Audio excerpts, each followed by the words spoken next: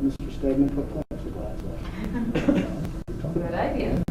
I saw him earlier today. He was outside working in the locker rooms out there. It's live. He's out there with stone. He's living in his quiet own space by himself out there. Okay, it's 7:21, so I will call the meeting to order. Mr. Davis, could we have a roll call, please? Mrs. Eichholz? Here. Dr. Hooker? Here. Mrs. Johnston? Here. Mrs. Lewis? Here. Mrs. Singh? Here. Okay, could I have a motion to adopt the agenda, please? So moved. Do I have a second? Second. Roll call? Let's see, Dr. Hooker? Aye. Mrs. Singh? Aye. Mrs. Johnston? Aye. Mrs. Lewis? Aye. Mrs. Eichholz? Aye. Okay, so tonight is actually a work session versus a regular board member, so you'll notice that the format's a little bit different. But before we start, I wanted to talk a little bit about a really exciting opportunity that I had a week ago that you may have heard about.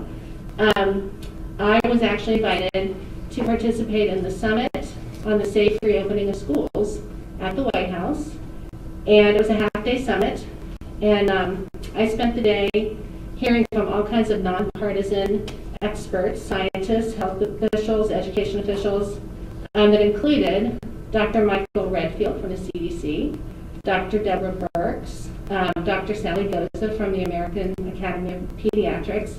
It was fascinating and just a really, really great day. But first and foremost, I just want to make it abundantly clear that the health and safety and welfare of our students, our staff, and our members of our community are my primary and utmost concern always, no matter what decision we're making. And myself and my colleagues here in the room and in Canada over there are working really diligently with the administration to do our best to ensure a safe return to school. All of us would like to see back to normal in some fashion. However, myself and this board are keenly aware that we must pay attention to science and continuously consult with medical and health professionals to determine the best practices and course of action to go back to school. This could include a variety of methods to deliver quality instruction to our students. And secondly, I just want to be clear, I participated in that summit as an individual and not as an Indian Hill board member.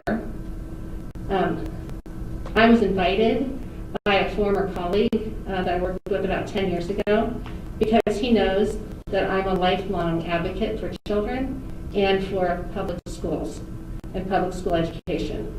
So I went on my own time and my own expense, and I was not representing the board in any capacity.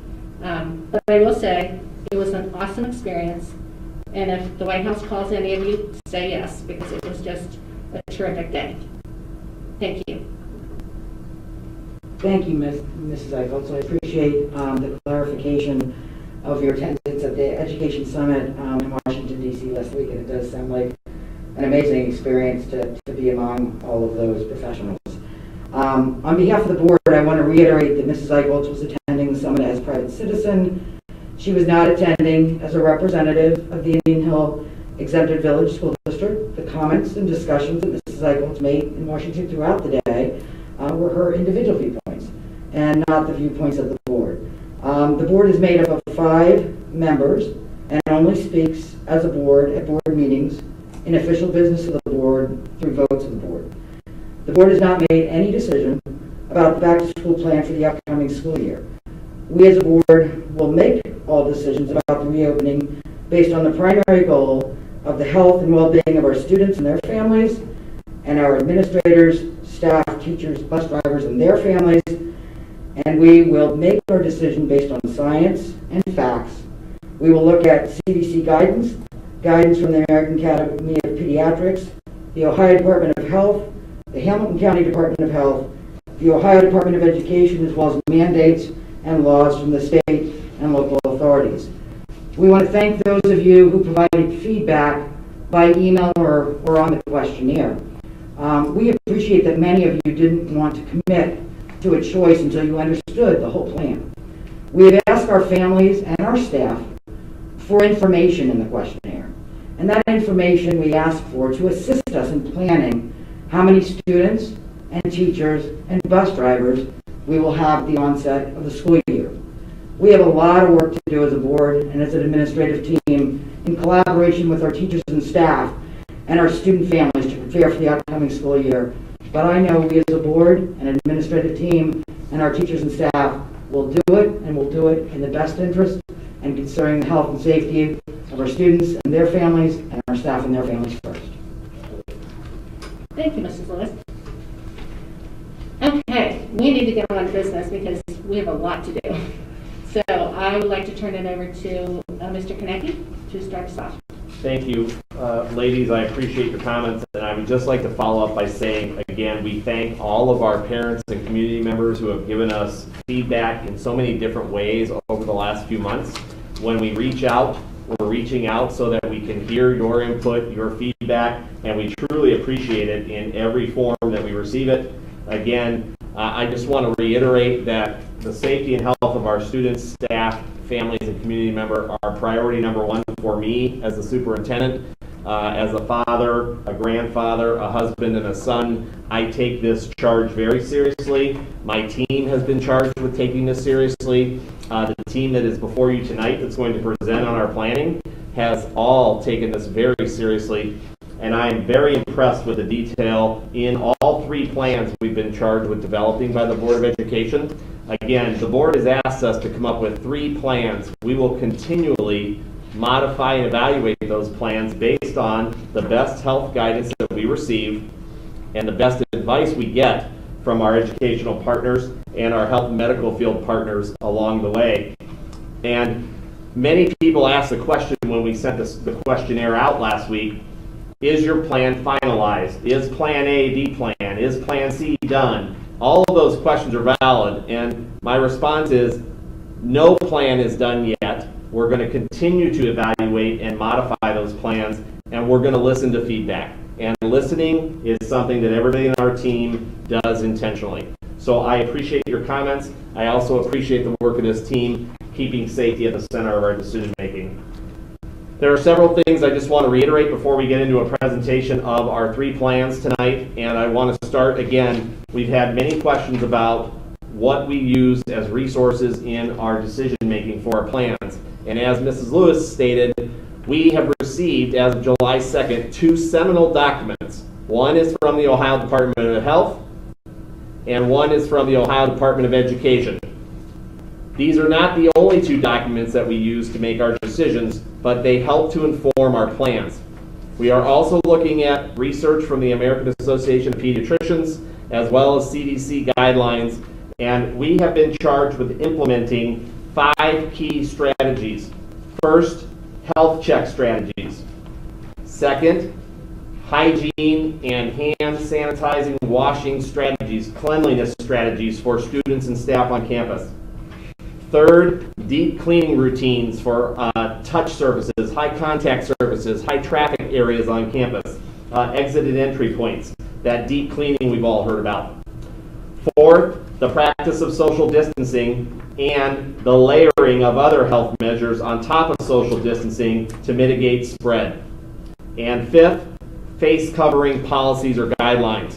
This is something, again, those 5 key things we reviewed last week are a part of every plan you're going to see tonight, and we're using those seminal documents to follow that health advice to come up with our procedures and processes, some of which, again, are not finalized, but we are working through as a team, and we will take questions and answers on those from all of you this evening.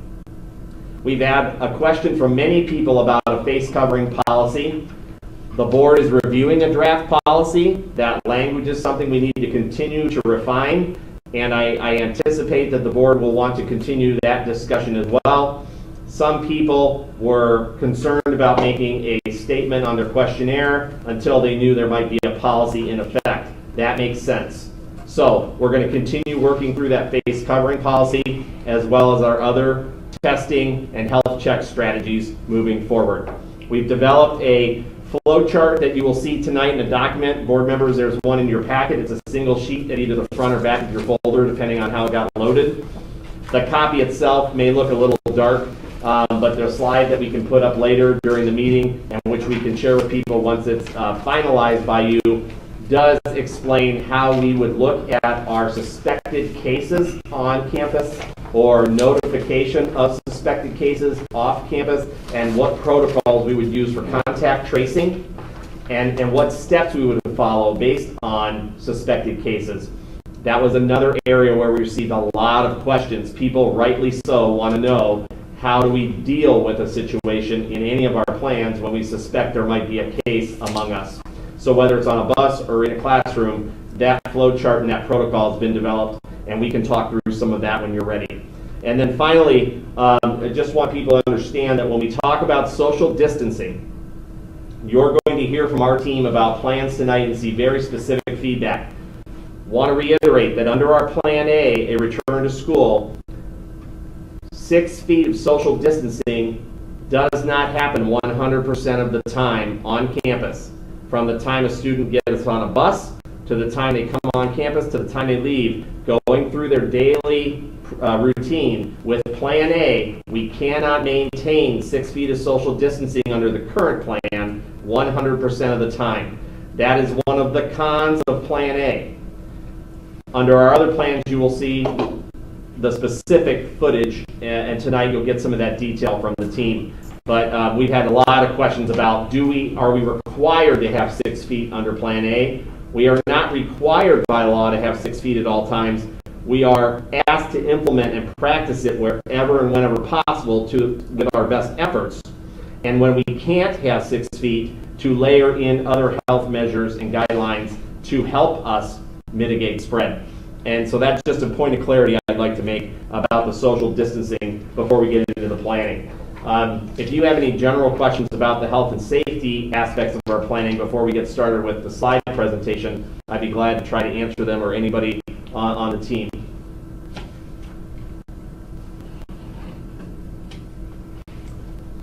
Okay, so we will come back to some of that as we go through, and I'm going to kind of turn it over to Dr. Stewart and her team, and we have some presentation points we'd like to go through with you this evening, and we will also share the screen so that you can see that when we're ready, and we'll go ahead and get that set up at this point.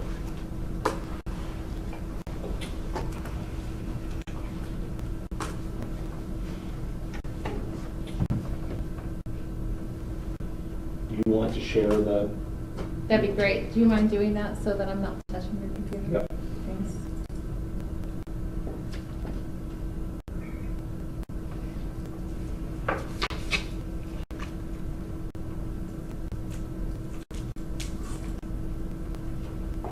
Okay, you should have control now, Dr. Stewart. There we are. Okay. Thanks for letting me present some information to you again. I appreciate it. I just want to reiterate that in this time and age, it feels like things are changing so quickly, And we want to be really good models for our students and be the best learners that we can. So though a week ago we did present some information about the potential plans, things have changed. We've gotten some new guidance. We've tried to be good stewards of understanding as much medical information as we can. So we kind of have an update that we'd like to share with you as a starting point for the conversation. So you'll see that right away we want to talk a little bit about the foundational assumptions of what we're considering when we consider our 3 plans. This hasn't changed really since the last one. I will just say that there are 2 foundations, and one of them is we know we need to be very flexible. That before, when we presented some of the different plans, there was some rigidity that did not allow us to move from plan to plan smoothly. And we realized that that is something that we needed to take into consideration. So that was one of the changes that we made. We also wanted to make sure that we had safe environments that crossed all borders. So it's just as important that we consider safety for what happens on the bus as we do in our classrooms. So that was something else, and we have had lots of conversation with the director of transportation and people like that as well. So that's all kind of combined in here. Rather than read each of these points because they haven't changed, if it's okay with you, I'll just move on.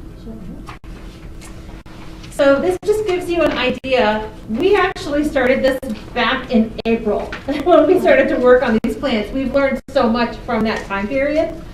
But we started, and there were groups of teachers who were involved in establishing our plans in all 4 of the buildings that consisted of staff members and administrators and educational aides and administrative assistants. There were lots of voices around the table. That's what started that work. We also really listened to the parents in the 2 parent surveys we did about distance learning. We had 1 student survey and 1 staff survey as well. Right away, we received some feedback from our parents that said, hey, you guys, great job on distance learning. We know that you had to make that change fast, but we'd like to see an increase in the rigor and the accountability and the engagement strategies if we were to do this again. So we were able to hear that right away, and we developed an online course that allowed all of our teachers from their home to participate in professional learning. They did 15 hours of that in May, and then they're also using 15 hours of their own time over the summer to continue with that learning so that we know our online program needs to be even more rigorous than what we've had in the past. And we're up for the challenge. We also know that we've received some of the updates that Mr. Konecki shared, and that's influenced some of our work as well. And I will say, we're just going to stick at it as we learn more information. Today, there was another committee meeting to look at our plans that was, I don't know, maybe 9 hours long, because we want to be as flexible and responsive as we can as we continue to get new information. So looking at the 3 plans, just to kind of reiterate what we've talked about before, is Plan A is a face-to-face model that not only allows our students to come back to school, but it also allows for an online model as well. That's what we call Plan A. That has social distancing of 3 to 4 feet, and we're going to show lots of information about that, but I at least wanted to summarize it quickly. Plan B would be a hybrid model where 50% of our students would be on campus at one time, and that would mean that students could have 6 feet of social distancing. Again, I have a lot more information about Plan B to share with you. For those families who did not feel comfortable being within our school setting, just like in Plan A, we will offer an online option to any family that needs it. And then lastly would be Plan C, and that would be for the entire district if we had to look at having a complete remote setting, just as we did in the spring. So to bring you up to speed, we asked a questionnaire of our family, and at this point we have 42% of our families who've completed that, and I wanted to share the results. So looking at Plan A, which is that model of bringing students back into the school setting in a face-to-face manner 5 days a week, having 3 to 4 feet of distance, 87% of the families are saying that they will return, with 13% saying they'll be online. Plan B is the hybrid or blended model, and at this point we have 90% of our families saying that they would like to come back within the school setting, and 10% saying they would choose the online option. we know that 42% does not represent where our families are. And we've also heard from our families loud and clear, they might need a little bit more time and more information before they can complete that questionnaire. Math question. Yes. So I'm assuming because of the 87 and the 90% that they could choose more than one option. So the questionnaire was just trying to gather information from us about if the school district had to start the school year out in Plan A, how many students could we expect on campus versus online? Okay. Or if the school district had to start in Plan B, how many students could we expect on campus versus being online? And let me just say that I apologize in advance if that was confusing to people. I think some people opened that questionnaire and they really thought it was a survey. Like they were voting, do I want Plan A, Plan B, or Plan C at the start of the school year? And we were just trying to gather numbers so that as a staff we could plan. We need to see approximately how many of our teachers need to be assigned to work with students who are online versus how many of our teachers need to be assigned to work with our students face-to-face. And I understand that there's some concern about a commitment that parents have made, so we can certainly open all of that up for conversation. You know, there was clearly confusion. I got contacted by a number of parents, and I actually would have liked, and I didn't realize we didn't do it. I really think we should have asked them, how many of you would like Plan A? How many of you would like monthly? If you look at the guidance from CDC and everybody else, it's like you ought to involve parents in this final decision. I feel bad that we didn't, but you know, I did get some feedback. A number of, you know, again, I'm getting a small sample. You know, like, listen, I don't really like Plan B, but if you're going to make me use it, yeah, I'm coming for anything you'll give me. But I didn't really like it, so I don't think we got that information, which is sad. I would have liked to have gotten that. Thanks, I appreciate that feedback. The one thing I will say is that as we are preparing for the start of the school year, sometimes it's hard to know exactly what we think will happen. Like, so much seems to be changing week for week that at some point it might be nice to enter a conversation to say, at what point does a family have to share with us what they plan on doing so that we can be ready for the first day of school? And knowing how quickly things are changing with the health status within Hamilton County, maybe it's not the right time to even make that kind of decision. Well, I think that part of our decision might be that we look at various different plans and say, if the county is in green and yellow, we're going to do this. If it's in red, we do that. If it's in purple, we do that. So, and I don't think at this point we've made a decision, but certainly if that's, you know, something, you know, we may make a decision that that's the route we want to go. And so, I mean, I think that, you know, more clarity around that for families might give them a better decision point when they actually have to make the binding decision. Well, and I think it's very imperative, to reiterate your point, I think it's really important for people to understand that that's why we have 3 plans. We hope that we don't have to implement all of the 3 at any one time throughout the school year, but we are preparing so that we're ready. We may declare an anticipated plan to open the school year and have to change that, and we would have to communicate that. And again, that's why we have 3, and that's why they can evolve. We will have to watch the news around us to make those decisions. And while people want to plan ahead, that's where we also need their patience and flexibility as we move forward.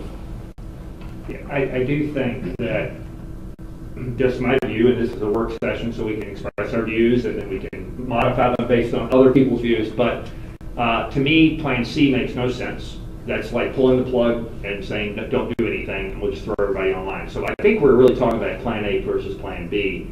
And then Plan B, to my personal opinion, makes 0 sense. You're not gaining any more safety. You're still got all the risk, and yet you've got this nightmare of a administrative thing. Didn't you do a revised Plan B? We did. Yeah, so Plan But that's, I mean, once we revise it, you still might feel that way, Dr. Hooker. Oh, I think I will. Because Yeah. if you're bringing Appreciate kids you 2 getting days a week and information. 2 days a week, I can promise you can revise till you're blue in the face. Well, I think, Dr. Hooker, you're right, though. There are pros and cons to all 3 plans. And obviously, the least ideal plan for anybody in a public school setting is online only. However, based again on what's going on around us, we still have to stand up the best online program Right, moving forward. but I think A and B both allow you to transition to online based on what Kim was saying with the tripwires. You know, when you say, hey, listen, we're in purple in Hamilton County, we've gone to online. We don't have any choice. And that's part of what we've got inside. Right, and so I want to make sure that I clarify what you said, because you said that we would never consider Plan C, and I think that some of I us would said consider. I. That was an I. Okay, right, and I think that maybe some of us would consider that if we were in purple in Hamilton County. But that's part of Plan B, A, and B. That's what I'm saying. Well, You I can just guess, make it part of I A. think it's semantics, because here's how I look at it, is we have a Plan A that really just gets everybody back on campus 5 days a week, and has an option for distance learning for people who want it, and for classes that end up getting quarantined. Plan B gives us more space in a day, creates other challenges, it gives us more space in a day, and also has the online option for people who choose that, and again, for one-week quarantine. Plan C, to me, is only there for when either we're in purple, which we'll discuss if that's what we want to do, or if we've had so many quarantine situations that it just makes sense for everybody to go home and learn. Yeah, I think we're talking semantics. That's the only reason. I'm just saying that I think within Plan A, you can have 100% people online when you have a tripwire hit. That's the only reason I was looking at that. Yeah. Or B. All right, okay to move on? Yes. Okay, super. So I think at this point, I think Mrs. Campbell's going to spend a little bit of time talking about Plan A. Right, so before I start, I wanted to thank all of you for your comments regarding the health and safety of the students and staff. As a representative of the educators organization, the health and safety of our students and our staff is my #1 priority. So I appreciate the comments that you made to open our meeting. Secondly, I want it known that because I am a representative of the educators in this district, I am here to present as part of the leadership team, but I am not endorsing any of the programs. I am simply here to answer questions and give you the information that I have. So I'm going to present Plan A, which is the, yes. I feel like I'm screaming, so I will. This is good practice, right? I need to practice projecting my voice. So Plan A is the 5-day return to school with safety precautions. At the primary school, the first chart that you see, the primary school, the class sizes would be between 19 and 24, and in each of our buildings, the primary school, the elementary school, and the middle school, we have between 3 and 4 feet of social distancing. At the high school, the class sizes would be closer to 20 to 30 students, and social distancing could be up to 6 feet. You can see Can I ask a question Sure. about that? So some of the literature I've read is that with social distancing, that it's not only social distancing, but that it's also whether or not the desks are back to back, as opposed to like in a circle or facing each other. So in getting the distance of 3 to 4 feet or the 6 feet, are we doing it, back to back, or are we doing it in a circle or? So, can I jump in there too, just from the high school perspective, and if you'd like to see it later tonight, I actually have set up 2 classrooms down the hall, one which is at 6 feet, and it's similar to what you've seen in other places, whether it's a restaurant or even something like a ceremony. It is considering, Kim, 6 feet in all 4 directions per student. So if I'm a student, the next desk is 6 feet this way, 6 feet that way, and 6 feet this way, or behind me. And so based on the size of each classroom and space within this particular building and others, that allows us some flexibility of what is the max capacity of those rooms. So when you see a number like 20 to 30, that's not a section like kids enroll. That's saying that in a typical high school classroom at 6 feet, we actually can put about 20 desks, maintaining 6 feet of social distancing in those spaces. There are other rooms like a quiet room or science labs or the MP room, which actually can hold almost twice as many. So you'll see some of those numbers higher than 20. At 3 feet, that number actually goes up at each one of those classrooms anywhere from 6 to 11 additional desks. And that's considering the typical desk, but also 6 feet in all 4 directions. So actually the classroom set up, if you'd like to see it later, it's at 6 feet, and I'll show you what one looks at 3 feet. And you can see just the difference that that number itself allows in terms of, as Dr. Stewart said, great flexibility in terms of social distancing and safety for kids based on the plan that we choose. And we did that at all 4 buildings, so everybody's got different classrooms.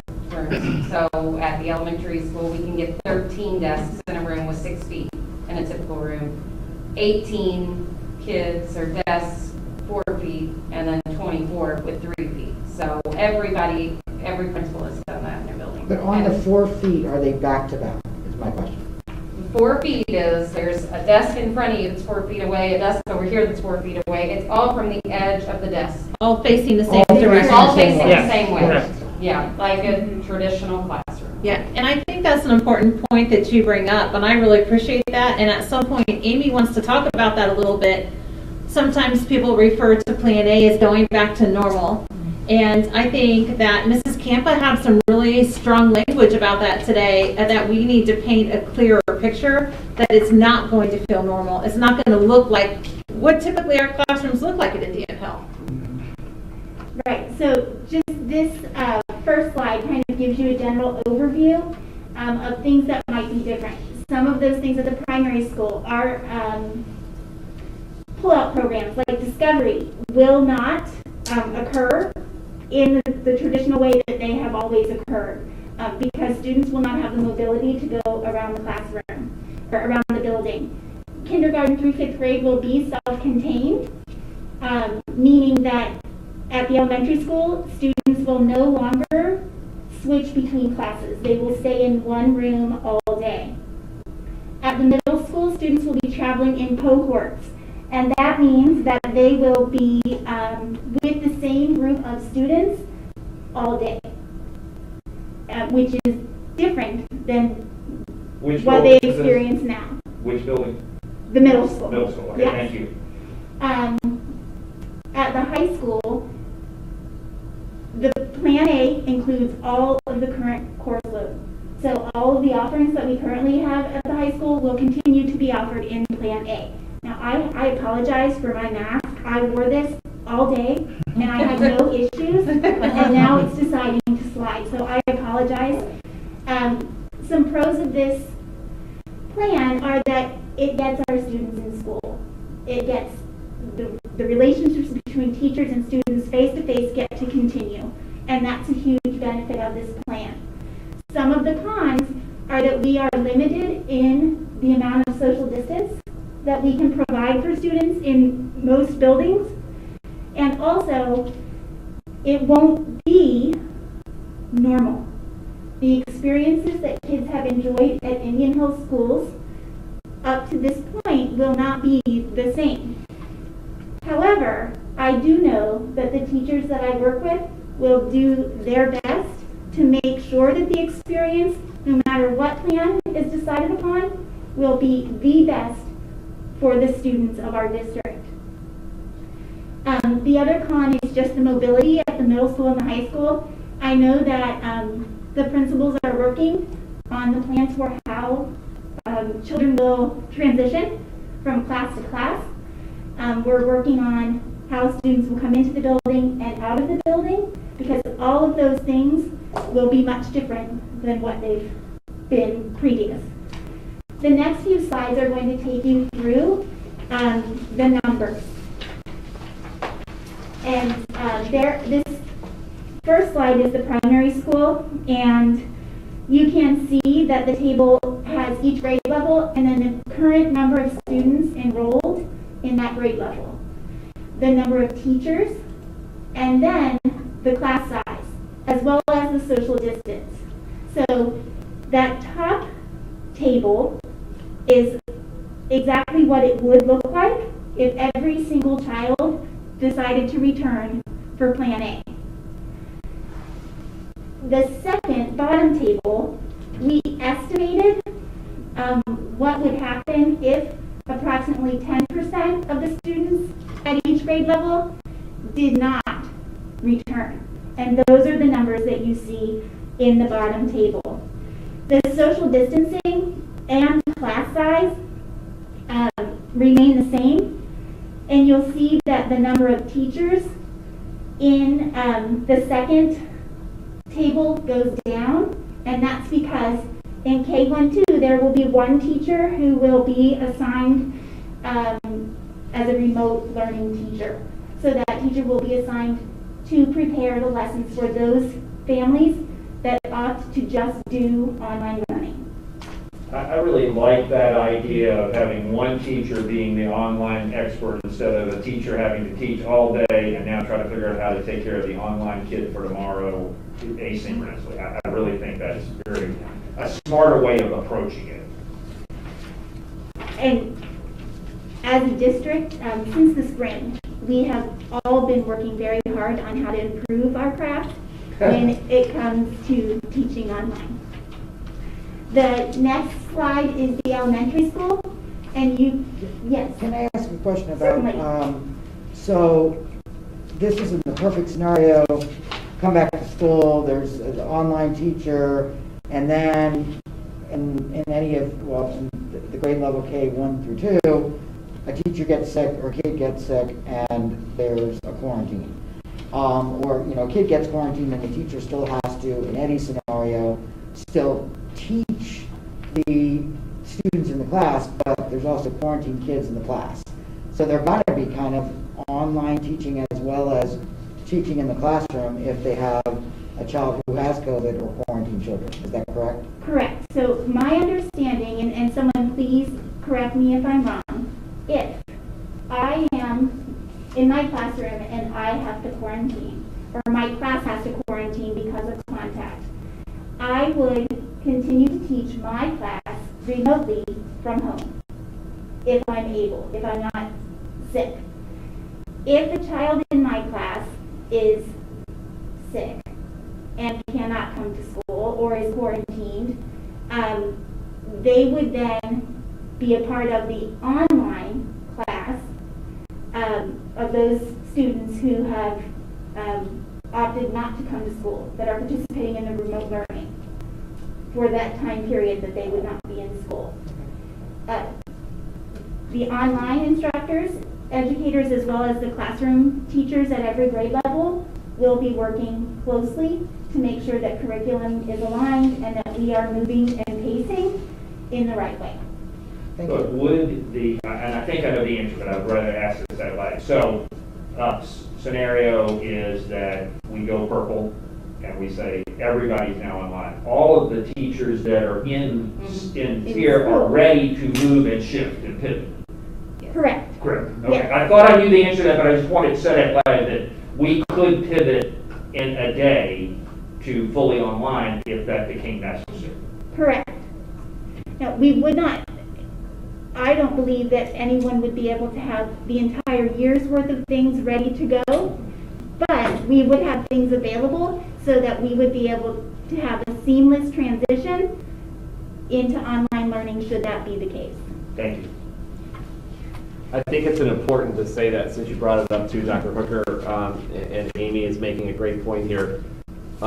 We'll talk more about the online program as we get through this, but what it takes to stand that up, and our teachers and leaders who are going to help manage and run that program are doing a lot of work and a lot of time and investment. And you would probably imagine at the secondary level, there's a lot more kind of set resources and software available and things like that out there. It's very difficult K through 8, and our teachers are putting a lot of time and effort in to do that research and get those things ready, and it's going to be an ongoing process. Thank you. Are there any questions about the numbers at the elementary school? So the next slide is the middle school, and you can see grades 6, 7, and 8. They have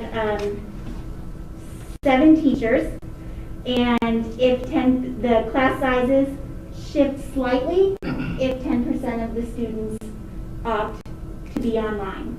But again, the social distancing parameters don't change for Plan A, even if we consider students who may choose to do remote learning and not come to school for the year. Who teaches the remote kids? We made a typo, Dr. Hooper, I'm so sorry. Under Plan A at the middle school, the top chart, the number of teachers in grades 6, 7, and 8 should actually be 8.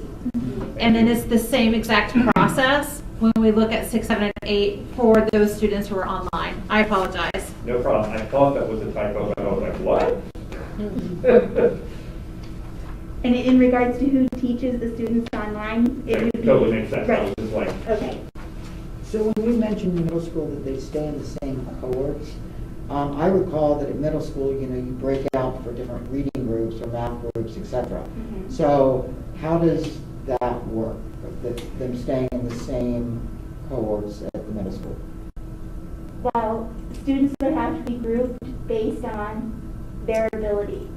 And although we know that that is not what's best for students, in this situation, it is the only way that we can safely provide instruction to students in school. yeah, and I think that follows the CDC or the AAP. I don't remember which one of them was talking about. If possible, it's better to have a teacher move than the kids to move. In the high school, it's not possible. No, I agree. I just wanted to make sure it was clear that we might be, we might be putting kids in different classrooms differently than we previously did. Right. Because in order to maintain the cohort, it sounds like we're going to do something different than what we normally do.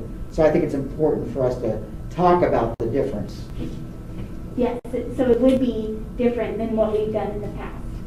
The only thing that I can add, if this is okay, Mrs. Campa, is that if the students at the middle school have a 7-bell schedule, 5 of those classes, they're going to be in the same cohort, which is, like you said, I really appreciate what you said. It's really different for a middle school student. They're used to a bell ringing, and then they have a whole new group of friends in their next class and a whole new group of friends, and it won't feel that way. If we rely heavily on safety precautions, we're going to have them be in a group of about 22 students for 5 out of the 7 bells.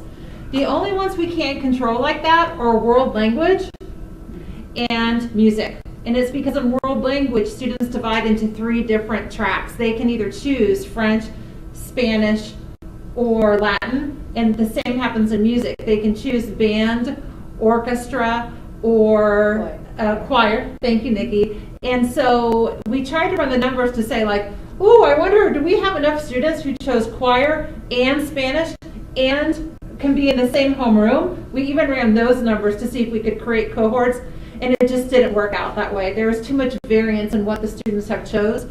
We are very interested in hearing feedback from people, especially the Board of Education members. We feel like it's important to continue to offer world language and to continue to offer music classes. We think it's part of what makes Indian Hill special, and we just couldn't do that and do so within cohorts without having students leave that group of 22 to go have some of those classes. I guess the only way you could do that is for the language to be done online. Right? And with respect to, the music, that's different, and obviously I want to hear about that because in music, I guess in band and chorus, you need more than 6 feet.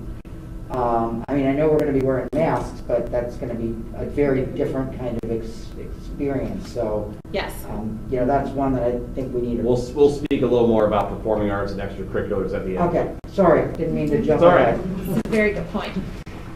So the last slide that I'm going to share as part of Plan A is high school by the numbers, and you can see that the high school doesn't look like anybody else. So yeah, I'll jump in. Go ahead. There's so many things that the group has talked about. Dr. Hogan, you just talked about. One of the things we thought about is it possible to have a similar setting as the middle school where teachers travel and with each individual student with 7 individual classes where none of them are really grouped, that are all individualized. It makes it very difficult in terms of that idea, which as Amy articulated, one of the big cons is it requires mobility. High school requires mobility through the building. As Mr. Konecki said, that's one of the things that we have to consider when we think about social distancing and what can we do from that 6 feet, and how do we make sure we can absolutely guarantee it at times, and in times where we cannot, and that's part of it. So again, what you see here is very different because one of the things that we did over the last couple of weeks is we listed every single class that we offer, the amount of kids in terms of the average of those classes, the largest section enrolled and smallest, and then we measured the dimensions of every single space in this building to figure out from a 6 feet perspective, what is the max number of students? Again, the classic desk sense, which again, we go back to that experience. You know, so much of students and learning here in Indian Hill is collaborative and flexible and movement. That's going to look different. So when you see that number of 20, that is 20 straight old school desks that you see in still some classrooms. And at 6 feet, in the smallest space we have, which is about a 24 by 32 room, you can get 20 desks. But as I said before, we have a variety of different sized rooms. So when you see 20 plus, that's why the plus is there. Certain rooms, I could put 22 at 6 feet. Certain rooms, I could put 28 at 6 feet. Once that number goes to 3 feet, if that's the contingency, then the class sizes and how many students can fit within those spaces at 3 feet is actually beyond the highest enrolled class across the board. So for a high school student, they wouldn't lose an elective. They wouldn't lose a class offering. We would have to we could shift some that are large classes to different spaces. So let's say I have an English class that is 25 and I'm in that room that only fits 20. I have the ability to do several things. One, I can just use an alternative space that fits 25. So the class can still run and it's 6 feet and still do that. Or we can add additional sections to accommodate those large sections. But to do that, something has to give, and that will often result in a loss of an elective in that particular area, which again is not the ideal setting. So that's why looking at the number of teachers, it's not up there as a criteria because it really becomes classroom space and the number of courses that we're offering. So again, I can answer any questions on that work. I had a team go around and we measured a lot of rooms. I would think then, to the extent that there were a positive case in the high school, that there would be a higher number of students and teachers that would have to be quarantined. Absolutely. So, there was more intermingling of those cohorts at both the middle school and high school based on their master schedules, and those things are unavoidable in order to offer the courses we want to offer. I mean, I guess one of the things that's clear from what you guys are saying about the different schools is it's possible, based on whatever the facts come out to be, that we could have one building that we would have to temporarily, go into all online learning because there's too many kids in quarantine or too many teachers in quarantine, and another building we might not be doing that. I guess that's possible in that type of scenario. Yeah, the way that our campus is set up physically allows for that kind of thinking, and as we develop our own tripwires for our closures by space, by classroom, by wing, by building, by district, I mean, there are different layers there that we could employ, and again, based on the contact tracing, when and where really matters, and you could have an exponential problem at the high school, but you could also have a smaller problem in some spaces. So we need to be able to adapt to those scenarios. And will we be talking a little bit later on about the contact tracing and how that will work? Yeah, because I can wrap my mind around it in a kindergarten class. We'll put up the flow chart after we go over the instructional models and talk through that. Yeah, I have a little more trouble picturing it in the high school. All right, thank you, Mrs. Campa. Unless anybody has any other questions about Plan A, we'd like to start to talk about Plan B a little bit. Thank you. Sure. All right, so Mrs. Buell, do you want to share some information about Plan B? Sure. So we changed Plan B a little bit, and we decided that we would like to be able to move from, if we needed to, and we heard that at the last board meeting, possibly from Plan A to a Plan B scenario, then to a Plan C, if we had to, and at least keep the kids at school 50% of the time if we could. Like you were saying, Ms. Lewis, maybe based on the colors that the state has come out with and so forth. So our Plan B, it includes K to 12. heard that loud and clear. The first one only included K to 8. So K to 12 on campus for a full day of in-person instruction 2 days weekly. I know that's not popular. Maybe popular with some of you, I think it's ridiculous. But And then we would have a half day of synchronous learning where it would be online learning in the morning, and then 2.5 days of asynchronous learning. And I'll walk you through the schedule. That's on the next slide. But some of the pros of this are that you have 2 days of in-person, so it's not all online every day. You have another half day of synchronous learning where the kids will be meeting live with their teachers through the computer. We have the maximum social distance, which is 6 feet in all buildings. And then the cons are that we have 2.5 days of asynchronous learning. Child care for families, we know that's huge. And it's not going to be a consistent day-to-day schedule. Are we going to assign kids a specific day of the week or days of the week? Yes, so that won't change, but it's not the same every day of the week, which is important for kids, and we know that. Some considerations after the last board meeting as well. We're going to divide students into 2 teams, so you'll be on the red team or the white team in all 4 buildings. All students within the same family, no matter what building you're on, will be on the same team. So if you're on the red team and you come Monday and Tuesday, your siblings all throughout the district are going to be on that same team. And then Wednesdays would be remote learning for all to allow for deep cleanings of the buildings and so forth. Again, that doesn't include discovery for 2nd to 8th grade. And elementary school would change to self-contained in any of these plans. That's what we're going to do all year, no matter what. And then the cohort grouping would remain. So if you turn to the next page, you'll see a week at a glance. So on Monday and Tuesday, the red team, if you're on that as a student, you would report to school for face-to-face instruction with your teacher all day long. If you're on the white team, you would participate in some asynchronous learning activities that your teacher had planned for you to do. So that would be Monday and Tuesday. Wednesday, teachers will report to buildings. At the AM, they'll do live lessons and meet with small groups of students or individuals if they need to, virtually. And then in the PM, they would have some asynchronous learning that had been planned by their teachers, possibly some UA classes, although they would have those in person on Monday, Tuesday, Thursday, Friday as well, when they're in the building. And then that would allow teachers some plan time to prepare those online lessons when they're going to be teaching another group of students in person. Because for 2 of the days, like if you're on the red team and you go to school on Monday and Tuesday, your teacher's not going to be available on Thursday and Friday to answer your questions because that teacher's going to be teaching another half of the class. So it's got to be stuff that the kids can do on their own at home. So the teachers are really going to like project-based learning and different things like that that the kids can do at home on their own. And then on Thursday, Friday, the opposite teams would come. And all those teachers and staff meetings are safely spaced? Yes, yes.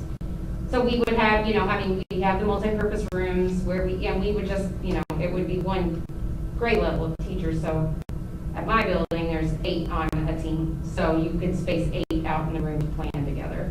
And we really want to do that with both plans because like Amy said before, you want the online teacher to be, doing what the in-person teacher is doing so that everybody's on the same pace. And of course, those are going to change from time to time. But it's also important because, like you said earlier too, if you have a kid that has to quarantine and that's the only kid from this class and they're going to join the online teacher, that has to be a smooth transition. And so we really want their pacing to be on par with each other. So it's so important for the teachers to collaborate with any of these plans.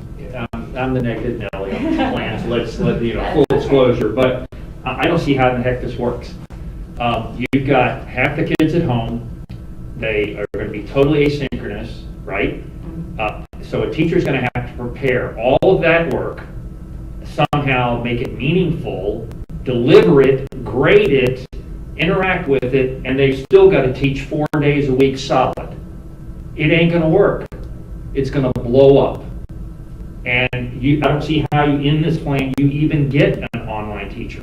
Because everybody's working themselves to death in the classroom, teaching half the kids. We have the numbers, like the last plan on the next slides, to show you. I mean, we do have the minus 10%.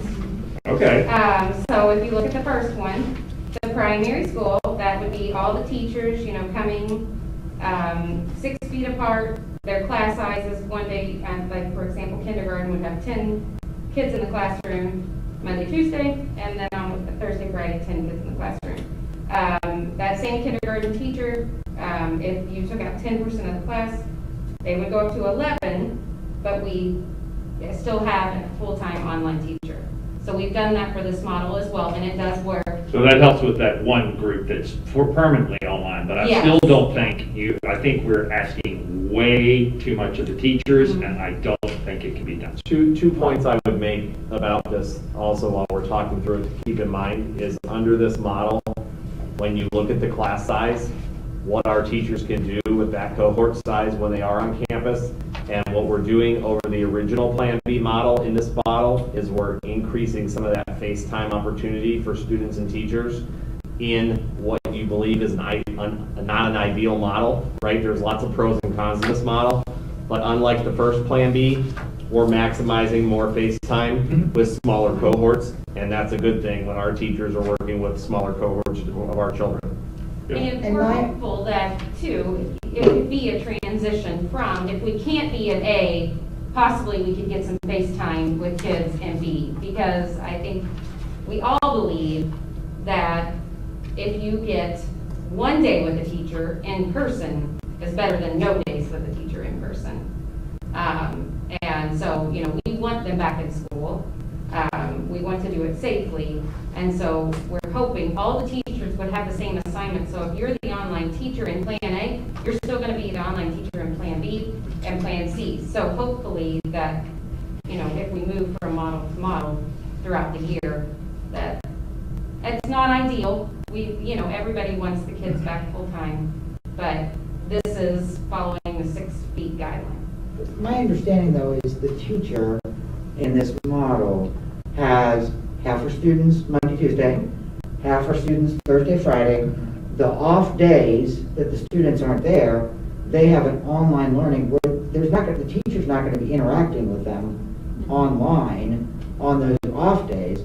The student is going to be doing what they did in March and April, which is, you know, the parent and the student, you know, depending on what age group, is going to be doing the online learning. So the teacher's not going to be interacting with the red group when she's teaching the white group.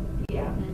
But just like in March, April, and May, when we did this, there were a lot of teachers that recorded themselves. Right. And that's how they presented their information. So it could be lessons like that too. Like Amy said, the teachers and we have learned so much since March about all of this, and the week that we had where we released early and we had that PD was so helpful for teachers. And like Melissa said, they're doing 15 more hours this summer too. So we're hoping to really strengthen that. We're providing the opportunity for teachers to have time within the school day on that Wednesday to collaborate and create those things that students would be doing while they were at home. So there is some time provided for the creation of those things. It also allows the teacher that's going to be that remote teacher, I mean, the teacher that's going to do this remotely is going to be planning ahead in a remote fashion. And so when you think if we have to flip a switch, that teacher is going to help the team if it's a Wednesday, and then we have to flip the switch to remote to Plan B, where they can say, hey, listen, I've already prepared things for Thursday, Friday, Monday, Tuesday, so you don't have to come home on Tuesday and figure it all out for Wednesday night. This is why the collaboration Wednesday is so important. Together, let me show you what I've been working on, and together we're just going to continue that work. So it's still possible, not ideal, but very, very possible. Yeah. Can I ask a question, Mrs. Buell? So I know that the 2 days that the students will be there, let's say it's Monday, Tuesday, they'll be in a small group where they will be getting obviously a lot of personal interaction with the teacher, but then additionally there'll be some opportunity for interaction as well on Wednesday morning. Yes. While they're setting up live sessions with their classes, correct? parents. Yes, so every Wednesday in the morning at every building, there will be live sessions for those kids. So you probably will bring together your group that comes to school on Monday, Tuesday, and your Thursday, Friday, and have a live session with everybody. And then if there are kids that need small group work, one-on-one help with things, then you will have that time. There's 3 hours dedicated in the morning for those things, and then the afternoon after lunch is dedicated to let's get planning for the week ahead. The other thing I'm wondering about is, I'm wondering if you wouldn't mind, Mrs. Buell, like engaging just in some conversation, and Mrs. Campa, feel free to jump in on this. I just want to be as transparent as possible, and whenever we start talking about this type of scenario, it is a really common suggestion, and I appreciate all the great suggestions we're getting from parents to say, hey, I have a better option. Buy a camera for every classroom. For those students who are at home, they could just watch what's happening in the classroom, and that way we don't have to worry about them missing instruction or the fact that it would be asynchronous. It would just be synchronous. And we did consider that at length. And we came up with some pros and cons. So here's a pro of that, is that it keeps the student on the same schedule that they're in when on the days that they are in face-to-face. And it allows that student to hear the instruction from the same exact teacher all year long. But we also have a pretty big list of cons that we think is really important to be transparent about. So we people have referred to some of the pediatric reports, and we're looking at that as well. We're really trying to be cognizant of how much screen time is appropriate, especially at the younger levels. We're also spending a great deal of time thinking about how important it is for us that students are producers as much as a consumer. So a lot of times if you're just watching online, you're listening, but you can't participate in the same way. So try to picture, especially with younger students, they're talking out loud, they're giving hand signals, even their body expressions express like what they're thinking to a teacher. And when they're online, it's hard to do that. Additionally, for the classroom teacher, I think Dr. Hook and I are going to agree upon this part. Ready, Dr. Hooker? Is that it would be really difficult for a teacher to manage, okay, I have these 10 students that are in front of me, and these 10 students are over on the camera on Zoom, and I'm trying to keep track of that. Remembering that you're lucky to get 15 to 20 minutes of attention span out of a child at a primary level. 5 to 10. 5 to 10, okay. So I just want to say that's something that we have considered, and I want to acknowledge the families who are saying that that's really the model that they'd like to have, and I can appreciate the fact that it takes the parent less out of the role of the teacher, and because it's not asynchronous and it's synchronous. And I think we really do want to consider the role of the parent and what's happening.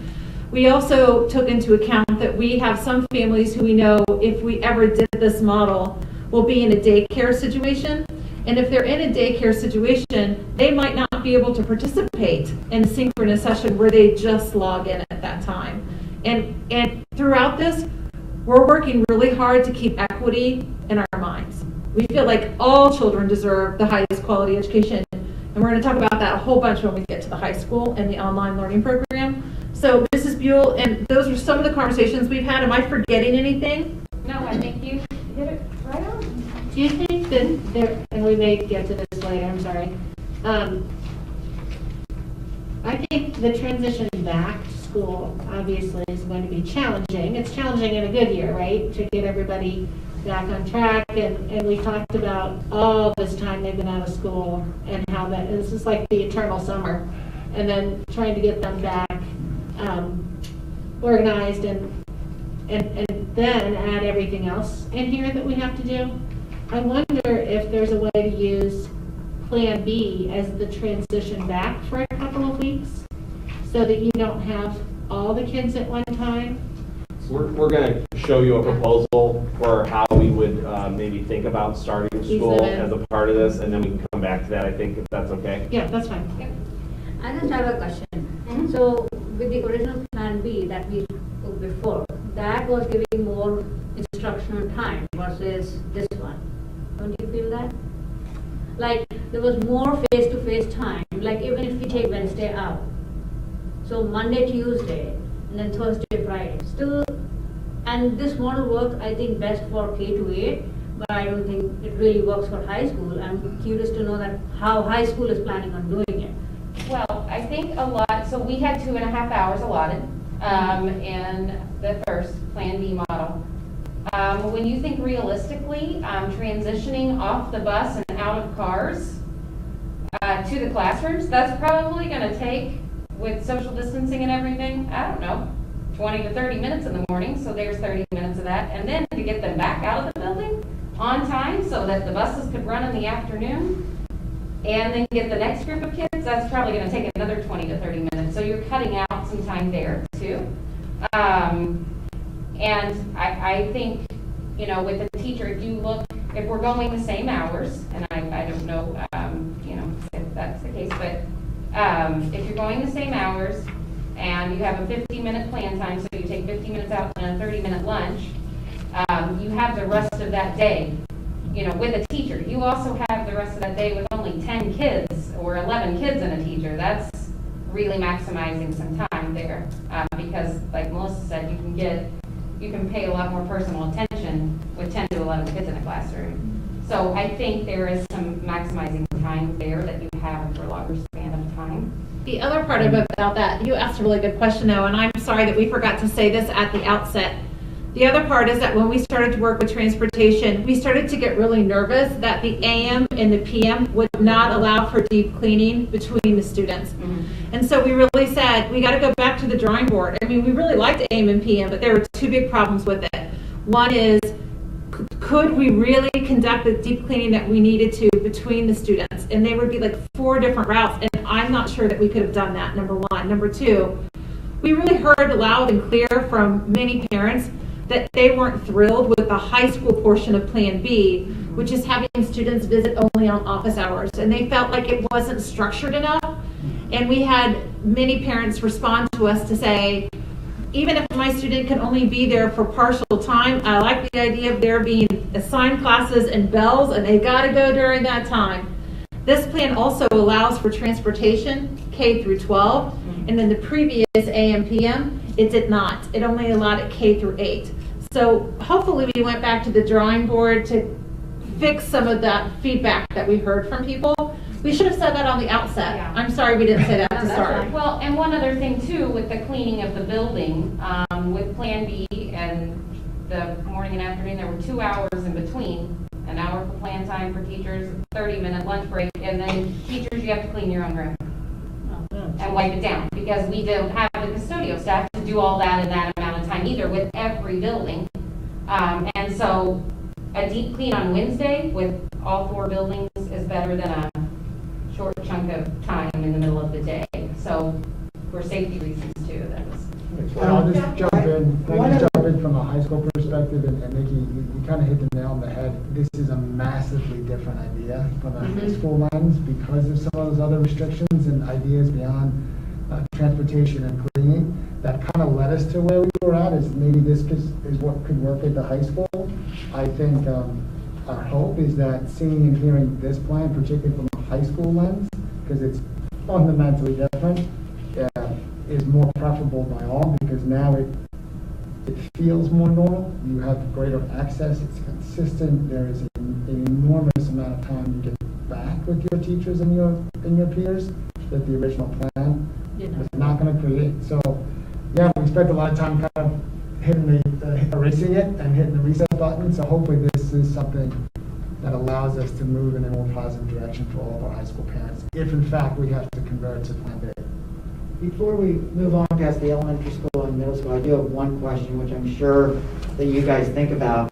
But, you know, we've talked about having a mask policy, and I think it's, you know, we have not made a decision as a board, but I mean, it's something that we have clearly talked about as something that there's going to be some type of mask policy. We have to talk about whether it's going to be mandatory for all, etc.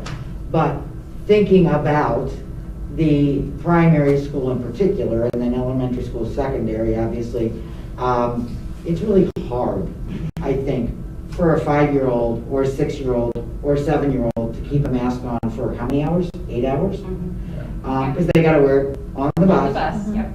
They got to wear it when they get to school, while they're at school.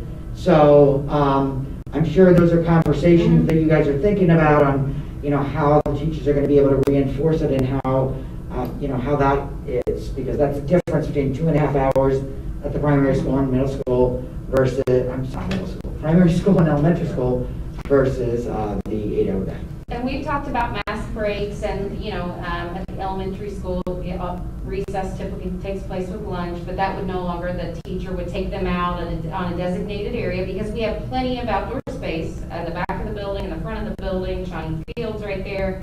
So teachers could be assigned different places to take their kids out in the morning and in the afternoon to give them a break from the mask.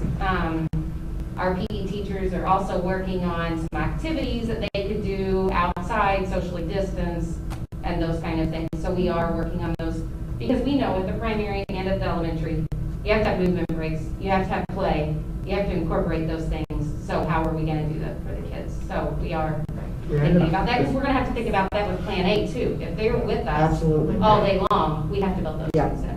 Yeah, I think that's really important, but I do really strongly believe, and again, I've got some elementary, primary people here, but I think the kids are actually more adaptable than the adults.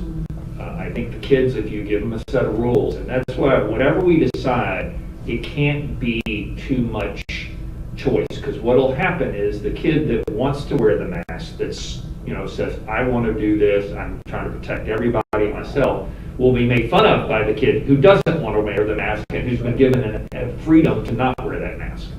So we got to be careful there. But again, it sounds like y'all are doing a lot of work on it. To the point of the masks, we wanted to try to be proactive, and if no matter what the Board of Education members decide to do, we want to be quick in our reaction to that. So we've already started to work on some guidelines about how parents can help us at home starting now if the Board of Education does decide that masks are mandatory, so that we can get everybody ready for that.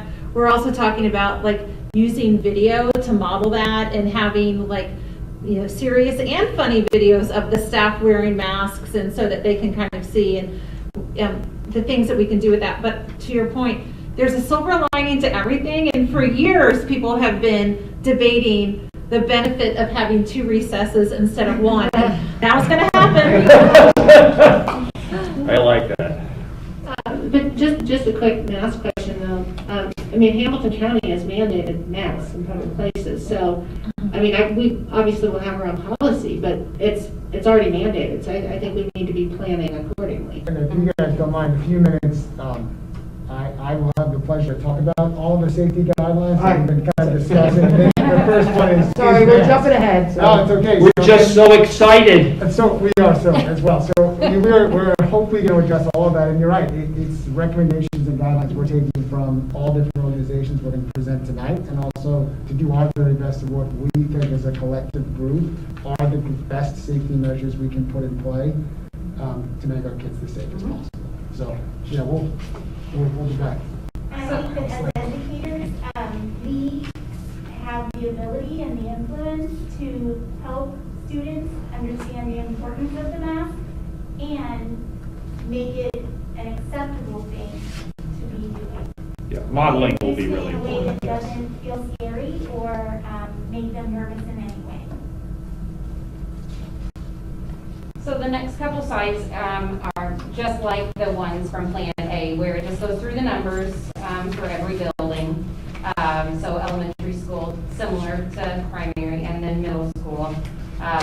Of course, like Nikki said, high school numbers are a little different, but they will be going, at 50% capacity as well. But that makes it so that we can have all teachers and all students in the buildings at some point during the week. Just some thoughts on the high school piece, and this is where I kind of alluded earlier of, do we really have to have the same plan for every school? Because in the high school, there is a little bit more ability, like you were talking about, to have the distance.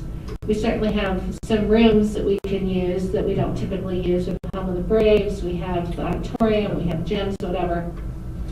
And my concern about this plan for the high school, and this is from some feedback I got from some parents and also just having recently had high schoolers. It concerns me to have our high schoolers who drive out and about, driving around 2 days a week. I think that they are likely to socialize when they're not in school, which they're below social distancing and everything. And I think too, just high school is such a special time for them to be with their whole class, that if we're dividing up the class like this, then they lose that same element of that whole class. And I realize that this is somewhat temporary, but I think this is going to be with us for quite a while. I mean, I think at least, fully through the school year and possibly into the beginning of the next, just given, all the unknowns.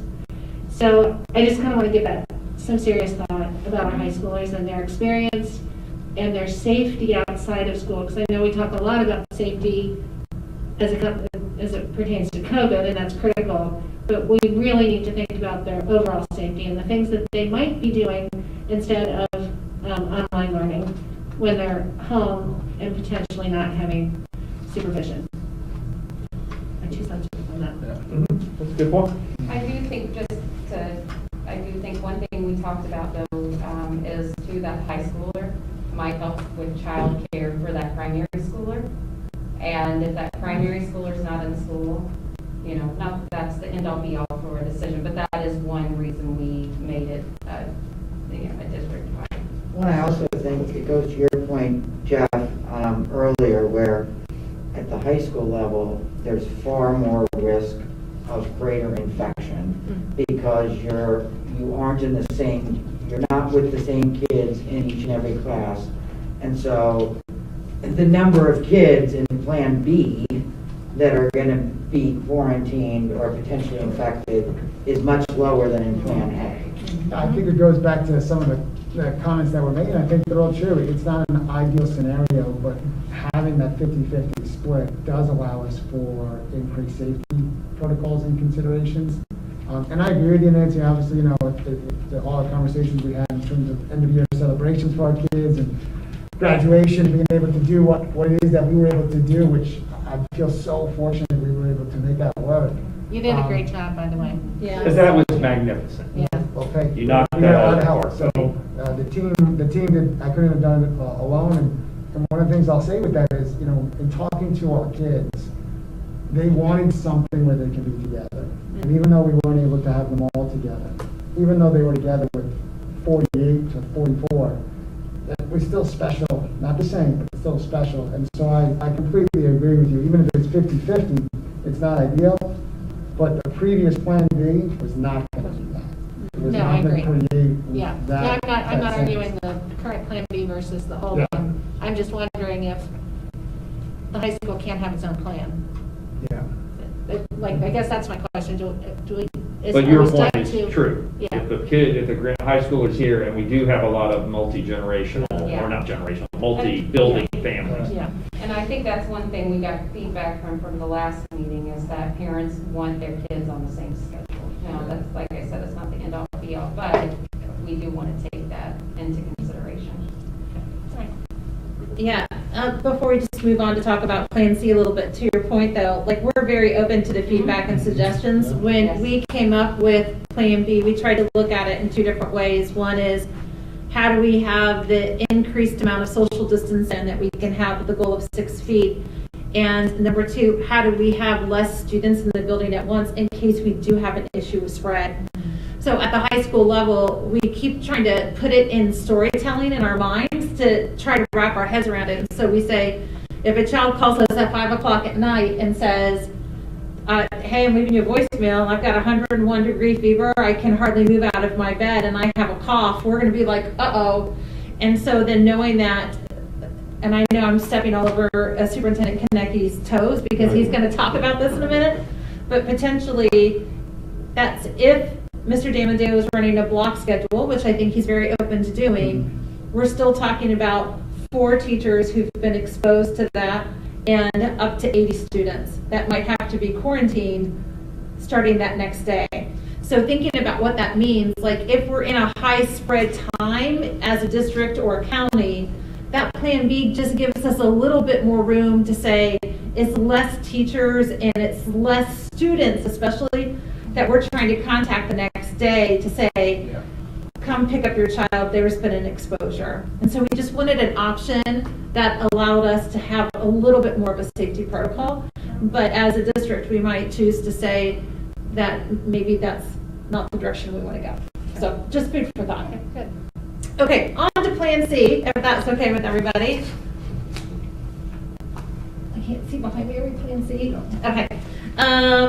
So Plan C is about a time period if we were to have all of our students have to go online, whether that is because we have it associated with a color coding method that is also issued for Hamilton County or for zip codes, which people have mentioned, or it even could be because we have so many staff members in quarantine that we don't have enough people here physically that can supervise the students. Of course, Plan C is our least favorite out of everything we've talked about. That we would like to be able to offer face-to-face instruction as much as possible to the students. I want to say that this is not my first rodeo. So in this school district, there are 3 reasons that this school district is so special. Number 1 is our students. Everybody asks me why I love it here so much, and every day that you come here, our students inspire us. Every day, they're just so incredible. Number 2, I have never worked with a better group of staff members. And I'm talking about every single employee who's willing to do whatever they need to do for students. And then lastly, it's the parents. The parents are so exceptional in their partnership with us. And I just want to give an overall thank you to everybody that was involved. I want to mention again, when we gave surveys to our parents and asked about how it went in March through June when we were doing distance learning, people were so kind in their responses and usually said something along this. Thank you so much. You're the best. Be safe. I hope you get a break this summer. But hey, could you make that a little bit better in the future? Like they were so kind. And again, like I want to just recognize how lucky we are to work with partners like that. So we've heard that loud and clear, and we've been really, really trying our best to learn so that we can be the best online teachers that we can be. And when this all happened in March, we weren't ready to make that pivot. Like we did the best that we could with the information, but we know we needed to do it better. So when we talk about Plan C, we know it needs to have increased rigor. Like it needs to be more challenging for our students. There needs to be a lot more engagement opportunities filled with live sessions for the students. And that also includes accountability for the students. So as an example of that, we are going to be bringing back the ABC grading system in grades 3 through 12. And K through 2 will remain on the system that they've always had, which is a standards-based report card system. And we now feel like we can do that, and we can talk with students about the grades that they've earned and how we're helping with them that we feel is fair. Like we didn't feel like it would be fair when we didn't 100% know what we were doing, but now we feel like we're ready for some changes like that. So when we look at Plan C, I also want to just talk a little bit about like what that exactly means for our students. So we know that there is going to be a great emphasis on live instruction, and that's going to take place both in whole class and in small group. And there will be times that it is mandated for students to log on.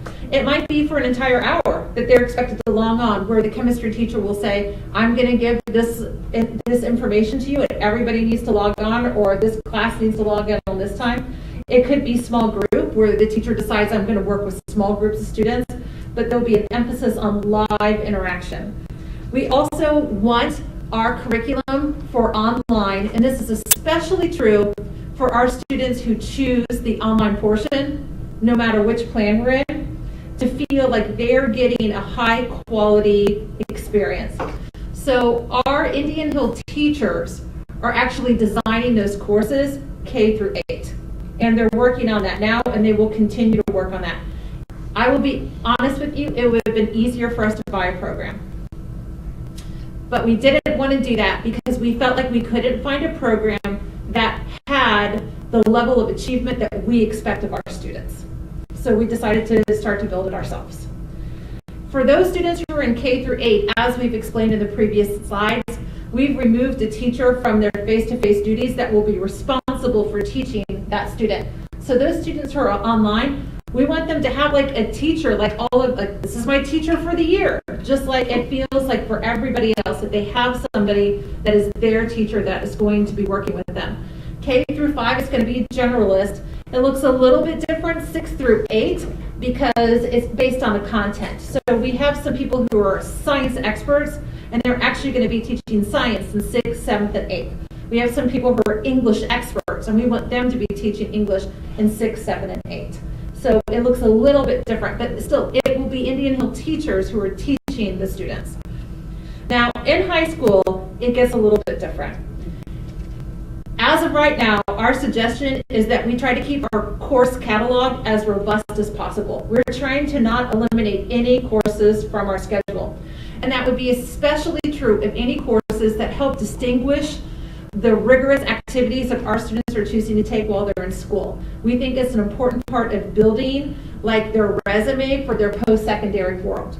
So we don't want to drop any of our AP classes or our classes that differentiate us, like the leadership class, or if anybody's aware of Doc Watson's class, the film class is wildly popular. We don't want to get rid of any courses like that. So we want to try to keep all of those. So at the high school level, it will be very, very individualized. We are going to be pulling teachers from the schedule just like the others, but it's impossible for us to pull a teacher for every course that we teach. We would not have any teachers left in the building because we have a lot of teachers that they're the only ones who teach that specific course. So instead what we're going to do is for any student who chooses to be online, we're going to set up a meeting and we're going to have that student come in and we're going to look at the classes that they want to take, and from there we're going to build what that will look like for them. In some cases it will be the only way that I can think to give you this rigorous information is that we're going to have you participate with those students who are online or face-to-face at that time through some type of Zoom. In other cases, we have been able to find an online program that we think the students can participate in that's similar to what we're teaching, but they will still have instruction and interaction regularly through an Indian Hill teacher. So I think this is really important to emphasize. We've heard a lot of feedback that a lot of other schools and their models, right, are looking at things like adaptive software and platforms and tech tools. We're designing adaptive teachers, and we're going to put our investment into the professional learning they need, and then we will support them with those adaptive platforms and tools that help them. But what we're really trying to do is take an approach, and I give Dr. Stewart and her whole team a lot of credit for this, and the principals and our teachers. We're trying to get our teachers to learn to be adaptive with these platforms and doing their pedagogy differently. And having our teachers do it is really important. There is not a lot of good curated work out there K through 8. We're creating it, and that's going to be an ongoing investment that is significant of our teachers' time and effort, and I think it's going to produce something that again speaks to the quality of an Indian Hill education and that continues to make it uniquely Indian Hill. And I want to emphasize, it speaks to the quality of the teachers here are amazing. We have purposely and intentionally hired the best. We have no apologies for that, and right now you're seeing why we did it, because we've got people that can do this, and I'm just so proud of our teachers, and I know that y'all are working so hard, but we hired the best, and it shows. Thank you. So continuing with online learning, this is just some information about kind of the different type of interaction that can be expected. So for example, there needs to be some type of direct instruction where the teacher is actually teaching the content to the student. We call that phase 1 direct instruction. There also needs to be other interaction that's small group or can be whole group that's interacting with the content, and that interaction is both teacher to student and student to student. It's what you see in the classroom when students are having dialogue and conversation about it, that they're making meaning of what's happening. We want that to happen in live sessions as well. We also want our students to have some choice. We want them to be able to engage in a way that they can explore the content, they can explain the content, and they can elaborate within the content. And again, some of that might be asynchronous, and it might be some choice for those students about how they want to engage in the learning. And then lastly is phase 4 is evaluation. And that's really where the students need to demonstrate their knowledge. In a lot of cases, that is going to be a summative assessment that we have available to the students. In some cases, it might be a project or a presentation.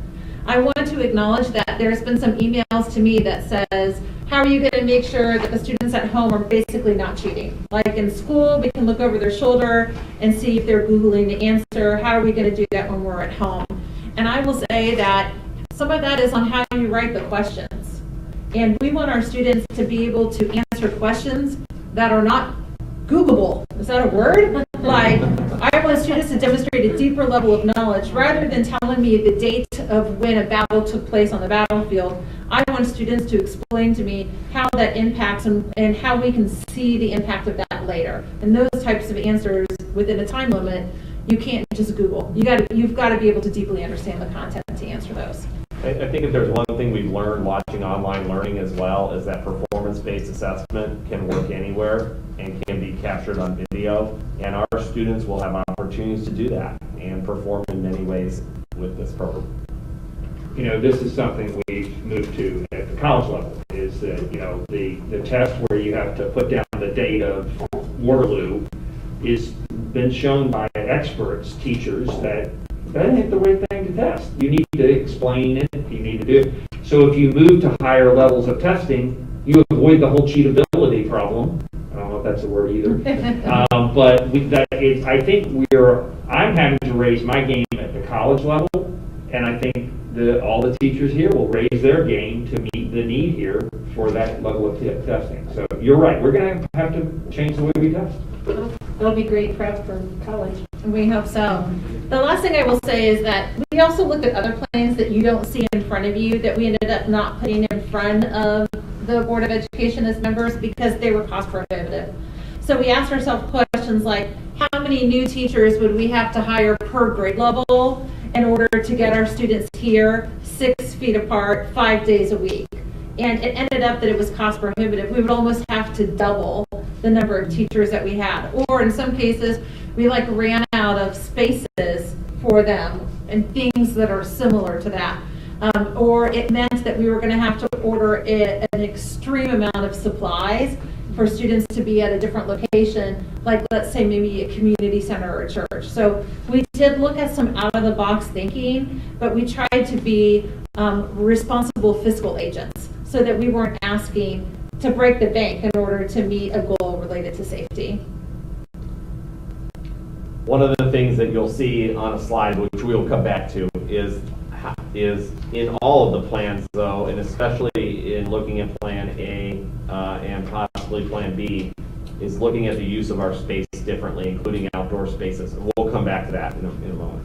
Can I ask one question, and maybe this is something you're going to cover, Jeff, or someone else is, but are we going to talk about the transportation as it relates to Plan A and Plan B tonight? And distancing and... I can definitely talk on that later, Kim. Okay. All right. I think you'll see that the transportation, Plan B will lower those numbers, obviously. You know, as we look at Plan A transportation, just to start out with that one, a school bus is designed as a very confined area to safely carry as many students as possible without, you know, a pandemic that's going on. It was never thought of to design a school bus in that manner. We've always kind of looked at the linchpin of all of these plans as how are we going to get the children to school in a safe manner for both the children and the staff. Knowing that our bus drivers, many are in risk groups right now. We do fully understand that, and we also fully understand that substitutes are at a bare minimum for bus drivers. So there has been a lot of consideration for that. Mrs. Spurlock has done a wonderful job coming up with some different plans. Just last week, the two of us sat in my office and discussed how do you load a bus? How do you unload a bus? How do you load a bus when you're loading from the school, taking the kids from the primary to the elementary school? Some of those things we haven't figured out yet. Some of the things we've really done some outside the box thinking, for example, on loading the bus, starting with the back corner of the bus, putting students against the wall side, and then the next two students are two seats up, and then we start loading that seat in between. So we limit the amount of time that the children are in close proximity as much as we possibly can. So those are the kinds of things we're thinking about with transportation. Another idea we came up with is potentially having some staff members, such as myself, such as the maintenance crew, that may potentially look at how to get a CDL license and be a substitute bus driver in case of an emergency. You know, if we should run out of substitutes at any time, we may be able to pivot and do other things. You know, knowing those staff members have other responsibilities, but we know that the main responsibility is getting our students to school so they can be educated. Thanks. I mean, I think that's going to be a big issue in consideration, and, you know, obviously some parents are going to choose to bring their own students to school, and so I know at some point there's likely to be a questionnaire that goes out in order for us to determine how far apart can we be on the buses, because obviously, optimally, it would be every other seat, one person in a seat except for siblings, and, we probably can't do that in B. That's a great point. With our current ridership under a Plan A return to school, we cannot have 3 feet of social distancing on a bench on a bus unless we get help with some transportation from parents. And they have signaled to us in prior surveys and questionnaires some flexibility in that respect, and we may have to get more specific about that if we were to declare Plan A as an anticipated opening. Plan B, it's easier and smaller cohorts, and we can transport everybody who would need a ride. But again, the more transportation that parents and students take care of, the more social distancing that occurs on buses. Right, because you just mentioned the word cohort. So, for example, we're really focusing on cohorts at the middle, other than the high school, all the other schools, but there's also going to be cohorts on the bus, so that'll be additional people. And that's going to involve some additional planning as well, Kim. If we go to a Plan B scenario, we're going to want to figure out how to divide that bus ridership in half. And then that kind of goes back to the buildings. These are kind of the kids that we're looking at to participate in the red group and the white group as far as transportation to sort of even out those numbers. And then both are going to have to work together in order to coordinate those schedules. Thanks. I didn't mean to jump in front of it. Nope, that's on. So we did ask, I thought we did ask on the last questionnaire, we did ask that question. Did you feel like you got legitimate data back to kind of start getting an understanding of? So looking at that survey, we don't have 50% of our families yet to complete it. But if you looked at it in the form of a sampling of that for the people who have completed it, 45% of them said that they will not be using our transportation, that they will be transporting their own child. And that fits the previous survey where we had almost 1,000 families and 41% of them said, I'm not going to use the bus. So I think that number is probably accurate. And I think we can get a more accurate count as we get closer to August 19th. I don't think on July 13th we're going to be able to accurately do those numbers. No question. Yeah, but I think as we get closer to August 19th, our transportation departments may have to get on the phone with parents who haven't answered the survey, or we may have to put it in final forms. Come up with another idea on how to get those exact numbers in a fashion that if we do go with Plan A, here's how we figure out that transportation piece. So how will we manage the kids not moving from their place? Is it just the bus driver who's going to be monitoring that? Because, once kids are in and bus is moving, how do we monitor that kids are not moving and moving around? Because a lot of time that's a social place for them where they are, that's a place where they can talk to their friends and. That's a great question. I'm sure we're going to get that question again. And every year, our bus drivers, and I got to witness it firsthand last fall, do an excellent job of teaching the students and training and drilling with them. And I think you can imagine with all social distancing and safety practices moving forward, we are going to be requiring it. The principals are going to be reviewing it with students. Teachers are going to be reviewing it. All of those procedures, getting on and off the bus and how we behave on the bus, these are all going to become parts of our lessons. And again, we're going to have to work with students of all ages and developmental needs to make sure they understand the why and that we practice these things together. And we do also have cameras on the bus that can potentially be used as a training tool for the bus drivers to help them understand how to manage those spaces. But I think this is also where a mask, you know, and all of the stuff from CDC, AAP, you cannot manage it. You can never 100% guarantee social distancing. That's why 100% of people have to be in a mask. And so you're right, they're going to move around. So you have to assume that's going to happen, but you make sure they got a mask on. I would think that on our buses, that thinking of loading from back to front is as a protection for the bus driver. As you mentioned, we have older bus drivers. And also, I don't know if we're thinking about plexiglass or anything like that between the bus driver and the students, especially if they're in every seat and they're that close to the bus driver. The ODE has given us some options to include plexiglass. Another idea Mrs. Spurlock had was potentially eliminating those seats closest to the bus driver. So we can't even potentially put students in there. We might tape them off during the day so we know that it's really going to depend on what the average bus load of students is going to be, really on how we can configure the best way to keep them safe. And going back, we'll talk about contact tracing again before the end, but we'll use a bus as an example. Loading the bus and unloading in a certain way can help mitigate spread. So it still leads me back to, still trying to wrap my head around how you're going to get back to school and do all this stuff. And I know that August 19th is, a month away, but that's only a month away. That's what I said. August 19th, right? Is that the first day? Yeah, August 19th. August 20th is the first day. 20th. Yeah. 20th, yeah. Okay, it's close. That was I thought it was the 19th. I'm Okay, so excited yeah, to that's see what I thought. But anyway, it's still a month away. But that's only a month. Yes. Do you feel like you need another week to plan and prep? Do you feel like you need... That's in our presentation too.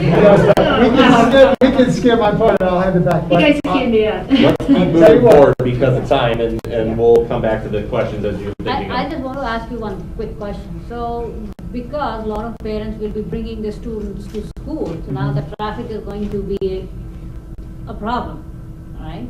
So, is there a plan that how we will manage that? And the second question is, will students be tardy for reaching late because they were stuck in the traffic? No, no. I think we're going to be really flexible. I think it's going to be one of those things that we're going to kind of see what that looks like as we get closer. We're going to see the percentage of parents. Absolutely. We're going to see the percentage of students that are going to carpool. So let's not even worry like talking about social distancing and carpool with our own kids. But Mr. Damadale, time management's never been a problem for drivers to high school. no, absolutely. I mean, our kids are never late. So I think all of those things we're going to have to see more in real time of what does it look like on those first 2 days. It's also one of the reasons why tonight you are going to hear a little bit of how we've been thinking about how we will transition differently in those first days.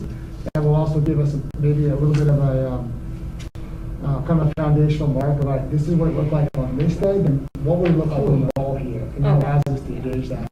But we're going to be extremely flexible with our families, particularly in the beginning, as they also navigate Drake Road and traffic and the increased traffic at cars that may be a result of this. So why don't I jump into safety? Because it's obviously, and I want to say this, we've said it before, we've said it in different times under different crises. Safety, no matter what role you play in this district, is the #1 priority of all of us who call it a pillar home. It's education second, it is the safety of your babies first. And so again, every decision that's being made, both in this team and in the guidelines that we're going to kind of offer tonight, we can't say thank you enough that this is what you're allowing us to think about, knowing that this is the #1 task and priority of a transition plan back to school. And so, as so many of us have talked about tonight, the guidelines that you see up there are a collaboration of not just the team, but guidelines from the CDC, ODH, ODE, AAP. So from the group, this is what we think we'd like to present in terms of recommendations for safety for going forward. And #1 is teachers and students all wear masks. It's a simple thing. It's as the American AAP has shown, it's the easiest thing to do to help everybody. And so we do think it is important that all teachers and students wear masks. Now, will there be times where they're going to have breaks? Yes, I think that's very, very important. One is cleaning supplies within the classrooms, making sure that we are in fact stocked with everything that we're going to need in a small space and a large space within our own rooms. So that can include hand sanitizing lotions in the room, but also, as you see up there, it also is increased hand sanitizing stations throughout the entire building. The nightly deep clean that you've seen and heard about throughout kind of the course of this journey is something that we're going to prioritize and make sure that our buildings are ready to go, whatever plan that we end up implementing or whatever conditions force us to move into. One of the things we've talked a lot about is just how do you move through the buildings. Mobility is a big issue. And so one of the things we've talked about is how do we help communicate through signage and other designated tools to improve walking patterns in the hallway. So in this building, one of the things we talked about is we have two major stairwells. One of those is going to be designated as down, and one is going to be designated as up, and that's going to eliminate cross-traffic flow, or kids trying to jam themselves all in those spaces. They'll know that this is the flow to the school. If that means that we have to add an additional minute between classes, then we'll do that. But we're going to come create whatever we can to maintain social distance and keep them as spread as we possibly can.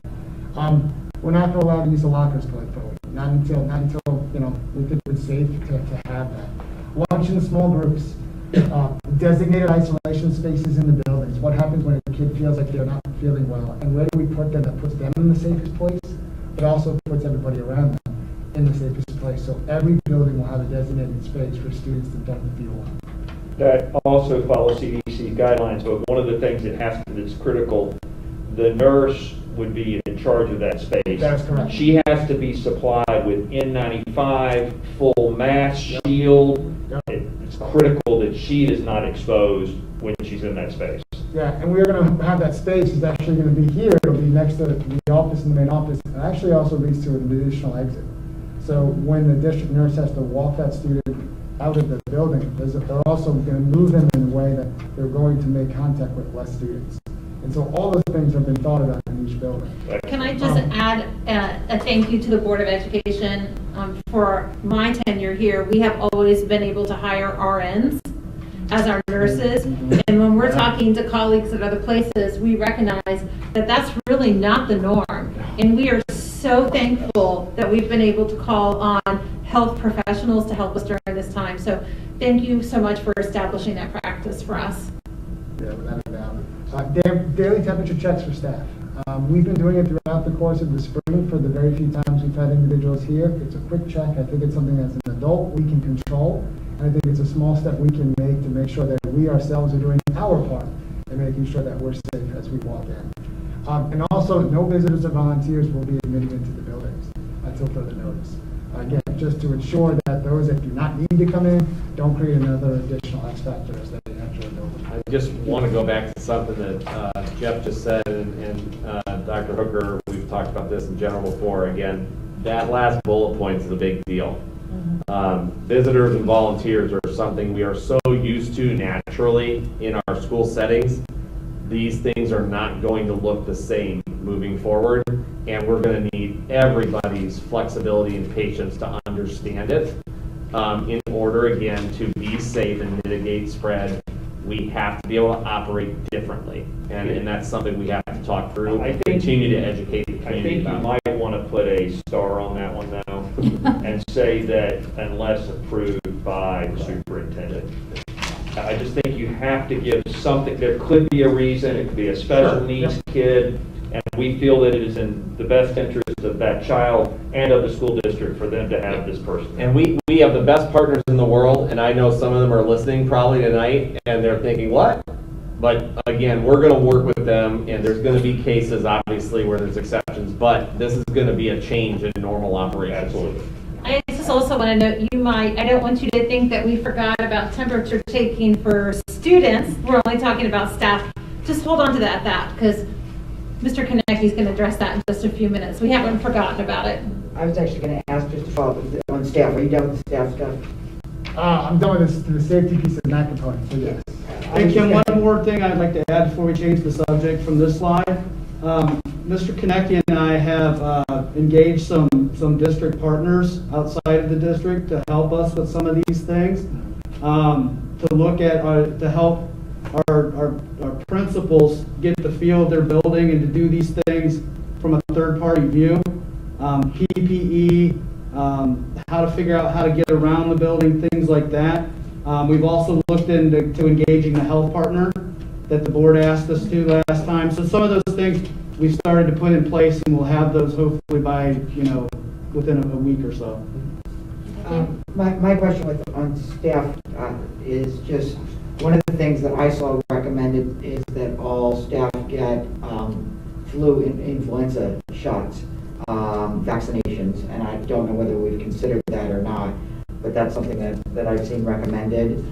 And then obviously, whatever policy we would put out to our staff, which I'm sure they all know, would be if they're in contact with somebody who is COVID outside of the school, that they're required to report it. So I'm sure there's additional protocols on safety for staff, but those are some that I've heard. Well, and I think like anything else, the recommendations that we receive, the more feedback and ideas we receive, the better position we're going to be in to successfully open schools. So I appreciate that. And one of the things, Kim, that you just talked about, and that is, what do you do as a staff member when you potentially come in contact with somebody?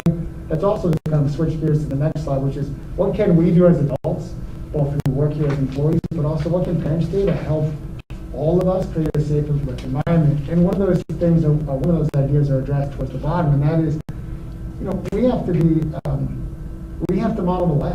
And so we also have to be open and honest that if I have been contacted, I've been in contact or close proximity with someone who may be sick, I have to do my due diligence as a professional and look at the safety of others and say, you know what?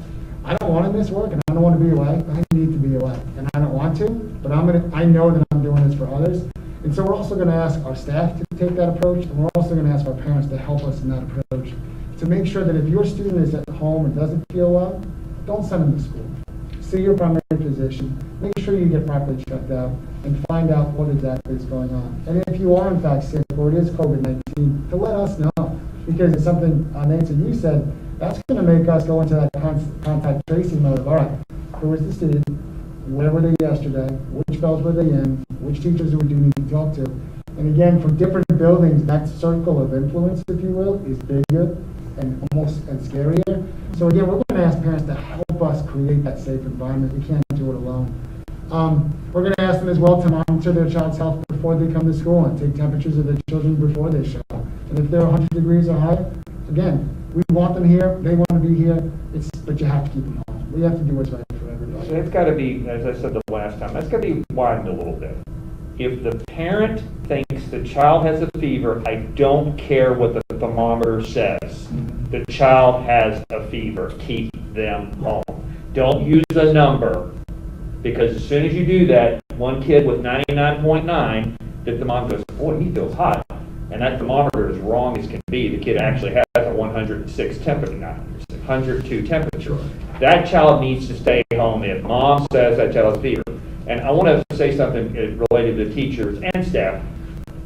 Presenteeism is not acceptable anymore. This showing up sick because you're afraid that you're going to lose your job or whatever, or you don't have any sick days. We will respect the teacher that says, I can't come to school today. And there will be no negative penalties towards that teacher, okay? We've got to make that clear that there is no negative. And we're going to have a bunch of absences this year, more than our normal. And there's not going to be any negative, I won't tolerate it as a board member, any negative impact on a teacher, okay? If we've got a problem teacher, we'll figure it out 2 years from now, okay? I'm just not interested in it. I want teachers to feel good about staying home, okay? And I want parents to feel good about keeping the kids home. Well, I think it's important because that's the climate we have to create so people are open and honest of how they Absolutely. feel. And that's part of the family that we want here. That's the family feeling we want here at Indian Hill. And so I'm sure that those words, Dr. Hooker, were people either watching or not, that will resonate, and that's going to put a lot of folks at ease where they realize, I need to take a break. I need to take a day or several days, but I have to do that, even if I don't want to. And not everything is COVID, okay? And so if you are sick, I think we need to encourage people to seek medical evaluation. And if the physician evaluates and says, I don't think we need to test for COVID, there's no indication of COVID, you were sick, you had something else, and I don't think you need, then that's fine. That would require a letter coming back, just like we required letters before that. So we just got to watch out. It's not everything is going to be COVID. One of the questions we've received over and over from parents is, how do we identify symptoms as a district? What are we looking at? We're using the same guidelines the CDC developed, which ODH has used in all of their graphics. ODE and ODH put them out over and over again. We have a list as well. People need to also become more aware, as you're saying, of their own symptoms and how they express their own symptoms as individuals. And there's a lot of education, personal education that goes on with that over time. Families know best and can learn how to recognize things in their own families and of their children and siblings of expressing symptoms. And then we also have to do a better job as a staff to continue to learn those things moving forward. There are still going to be children who come to school who have an upset stomach or who get a cold and it's not COVID. However, when we suspect, we're going to have to go into a different mode right now until we really learn that better. And that's where contact tracing becomes very important also. So one of the other things that we considered is also entrance and exit plans for the building. And if you take a look, students from all schools are going to enter buildings in a staggered format, socially distancing themselves based on markings on the ground, or making sure we use multiple entrances and exits. For example, at the end of, you see one of the bullets down below, for example, at the end of the day dismissal, that could be a gradual release of kids in a variety of different strategies. That could be done by bus number, that could be done by half a hallway in a different room. So you don't have, that bell doesn't ring and the entire school population is coming out. And we'll put those things in play to stagger that release to, again, minimize contact. Another thing we talked about is hallways and stairwells throughout the building will be marked. So students will have a better idea of how I'm supposed to navigate the building. As just Nick said, we're going to consult on that so that we actually create the best individual plans for our buildings. We're going to minimize even individual trips around the building, like taking notes to the office. I didn't really think about it until earlier today when we said that, but my own children love to be the calendar kid. That calendar kid gets to go to the office. Those types of things we shouldn't do, not yet. So those are the types of things that have to be thought about. And the last is something, Kirk, you just said, and that is, it says students in younger grades will have staff throughout hallways during arrival and dismissal to help remind them, but it's not younger grades. It's all grades. All of us have to continuously remind ourselves what's best practice and educate our kids, because an 11th grader needs to be reminded sometimes just as much as a 5th grader. So we have to make sure we're good stewards and model the way, not just for younger grades, but for all of our kids to do this well, to do this right. To go to the next one of the things we talked about is also maximizing our campuses and thinking differently about classroom space or breaks. And so one of the things we talked about is how do we maximize some of the outdoor spaces that we have in each campus. We're very blessed with some of the most beautiful facilities around. So why not be able to maximize those in different ways?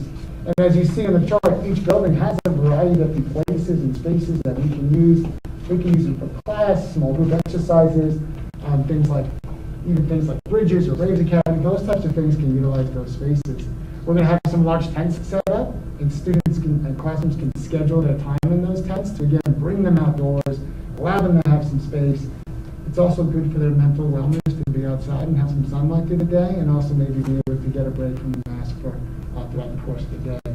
So really excited to think differently about what sometimes their mobility is, but also what is a positive, like something positive about increased mobility and utilizing some of our great spaces.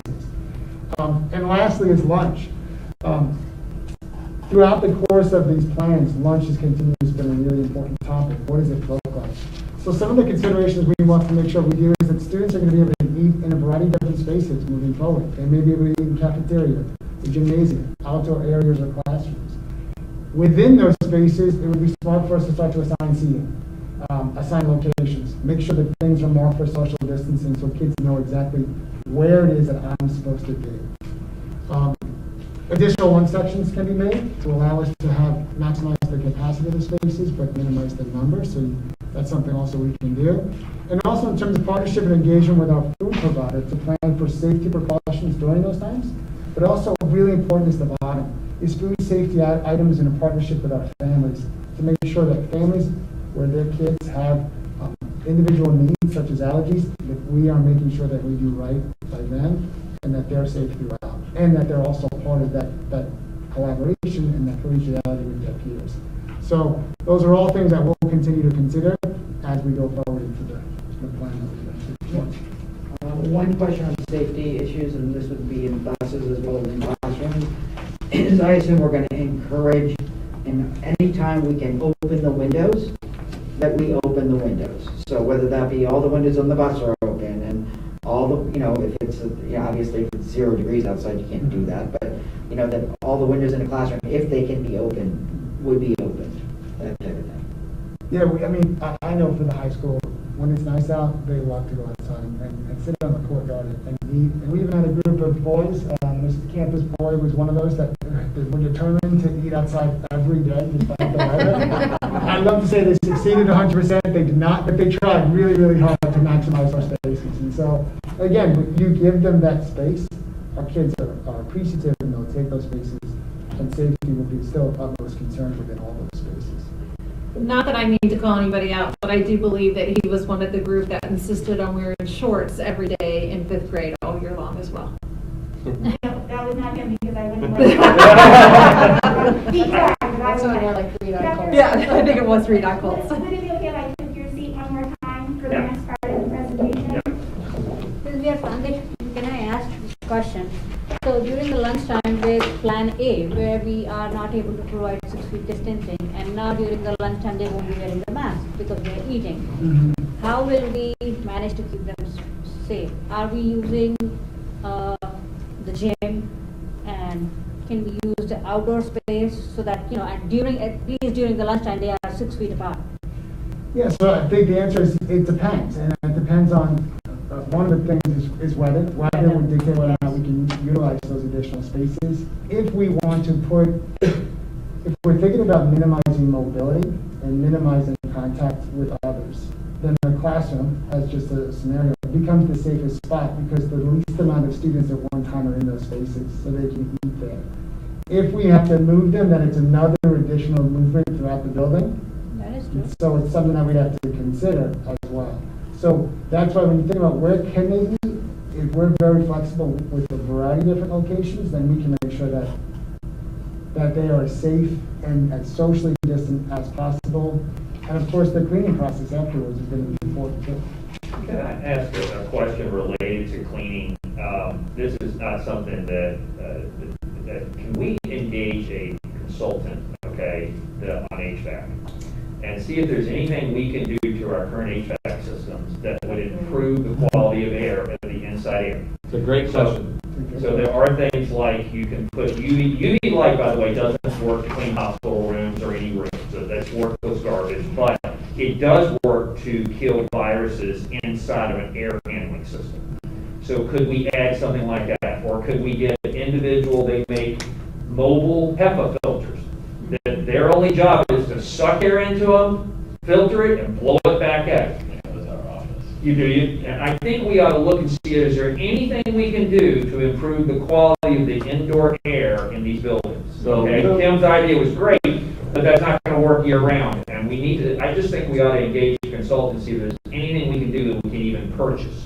So a couple of things we've already done, Eddie, is we've already purchased better air filters for our systems. So that was one easy change we could make. The second is part of that energy program. Those companies suggested we go with ultraviolet and use that money that we're sort of procuring through that system to put those in place as well. We could easily, we partner with the Moats Group a lot for our HVAC. They've been with our district for years.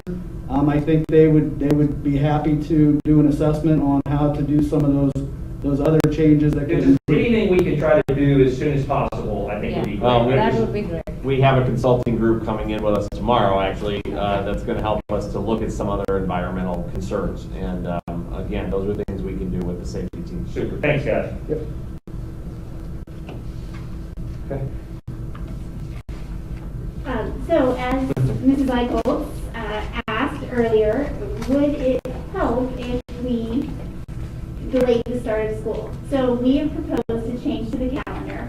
The rationale for that change is because teachers and staff are going to need time not only to set up the physical space of their classroom and the materials that they typically use in a different way, they're also going to need to learn the new systems that we're going to have in place for our students and their safety in the coming school year. So pushing back the start date allows our staff the time to get into their classroom and do those things, as well as have more time together to set up their Google Classroom or their Canvas pages so that if we have to make a shift, it will be ready to go. It also provides the opportunity for teachers to conduct online virtual parent-teacher conferences in the fall versus the face-to-face, and provides a buffer of time for the supplies and things that we're going to need to order to arrive. It's always hard when thinking about changing the calendar because of the amount of instructional time that teachers are given in the year. Instructional time is precious to us, and we use every minute to help prepare our students for the things that they're going to need to know to be successful. We tried very hard to, in this proposal, think about the instructional time to cover the material that would be needed to cover over the first semester. So this proposal would only be for the first semester of the school year. I don't think it's going to be very popular with the parents. I'm not a parent in the district, but I just don't think that's going to win an award for popularity. So one thing I would say again about that, and I think we will hear both feedback, some of which you're referring to, Eddie, and I also think what we've heard and we've received in a lot of questions from parents is, if I want to make a declaration or a decision about sending my child back to school, the more time I have to see what's going on with community spread around us, the better. And if I feel more informed about the plans, then I can make a decision. And I think all that time from today to the start of school will matter. And we're going to obviously keep evaluating these models. Some parents may not like hearing this. And I also think if we want to do the best job we can do instructionally, we owe it to our teachers to make sure they feel prepared also. And many of them, of course, have to make some serious decisions moving forward. And we've heard that feedback also. So I think those are some things we just have to consider. We think we're going to have wide flexibility under the law. We always meet our instructional hours at Indian Hill. I'm not worried about that part, professionally speaking, instructionally speaking, but I am concerned about this preparedness and a feeling of confidence in the return to school, both for staff and for families. And I did notice, I believe in Forest, I think Forest Hill's plan had a later start date, or at least there was one or two school districts already in Cincinnati that have done this, and I actually think it's a very good idea to make sure that our staff are prepared to safely teach our students and make sure that they understand, how they're going to be taking their students around the school and to make sure that they enforce those rules. So I do think it's important. To be clear in this, teachers would report to work from the day they were supposed to report to work. It's not like it's pushed back for teachers too. August 18th is the day teachers are supposed to start, and they would be required to be here August 18th. So that we can get everything ready to go and they can understand the safety protocol so they can properly follow those, model them for the students, teach the students, because those are all going to have to be new lessons that are taught to the kids.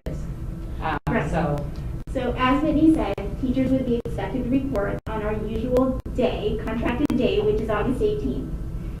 That week, teachers would participate in professional development and departmental or grade level meetings and staff meetings to learn the new procedures and the processes and to discuss how the beginning of the school year would start. Students, the following week, on Monday, Tuesday, and Wednesday, teachers would be continuing that education and that setup. Students' first day would be August 27th, and we are proposing that we have a staggered start. This comes from our littlest learners. The kindergartners have had a staggered start for many, many years. And so we are proposing that half of the students would come if we are in Plan A. Well, if we are in Plan A or Plan B, regardless of what plan we're in, half of the students would come that first day of school. On Friday, August 28th, the second half would come, so that there are smaller groups of students, so that the teachers have the ability to introduce those changes to them, and there's a little bit more flexibility in how they can move about the classroom to learn those things. And then on Monday, is it 31st? August 31st, the following Monday, whatever date that is, would be the first day on campus for all students together. If we went Plan A. Yeah. Correct.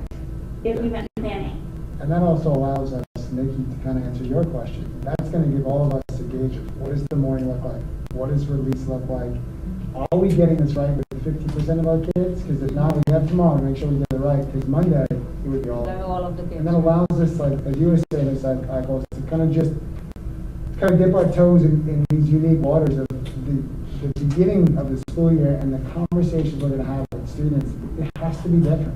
There's a learning curve that we also have to teach them in terms of what school looks like, navigating through the buildings look like, class, safety protocols. That's going to require time. And so it also is going to be a great time for us just to reconnect with our kids. Yeah. We haven't seen some of our poor kids since March 13th. And so thinking about their anticipation and apprehension for returning, seeing half of your kids just allows you to connect in a more intimate way for those couple of days. And then, I don't know, just kind of gets you right. I think it just kind of allows us to start on a really positive note. I agree. Focusing on relationships, focusing on safety, and also allowing us to see what it would look like in that iteration, make adjustments as needed. And as you said, this cycle, if it's something we had to extend, then we could. But the plan would be Monday the 31st in Plan A, they'll come back. All of the scheduled breaks and professional learning days would stay intact. The end of the quarter would continue to be October 23rd, and there would be 86 days of student attendance in the first semester. And how many do we typically have? It would be 91. I know that this probably is a very popular question, but with all of the other things, all the time that we haven't been in the classroom, et cetera, are all of these professional learning days necessary, required? Do we have any flexibility? I think that there could be flexibility in those days. The only concern I have would be the October 8th and 9th. Typically, that's our fall break and families travel that weekend. So that would be the only one that I might be concerned about changing, but I would guess that there is flexibility within the other days. It's just a thought that if you would like to get some of that time back in the classroom, that might be where we can find it. And what would be the last day of that quarter? October 23rd. And that's a scheduled conference day, so students would not be in school. What's the last day of the semester? I believe January 15th, or even Friday, January 15th. Oh, so we're still playing this game of going into January. This is the 1 year. This is the 1 year. The 1 year Yeah, here. 2020-21 school year looks like that. So yeah, the first semester would end in that middle of January. Can we not, so again, this is just a thought, that we have a fall break and then we come back and we have another week or so there. Can we not flip it? So that because, during the fall break, kids would go out, the families are traveling, chances of getting more positive cases becomes more. So instead of having the fall break October 12th, maybe we push it back. Maybe make our Thanksgiving break longer. Yes. So that, we don't miss out students' time, and then the Thanksgiving break becomes longer, where we are, they're estimating that we may have a second surge, if at all we have, so that, and then, as I said, during the fall break, when kids are traveling, parents are traveling,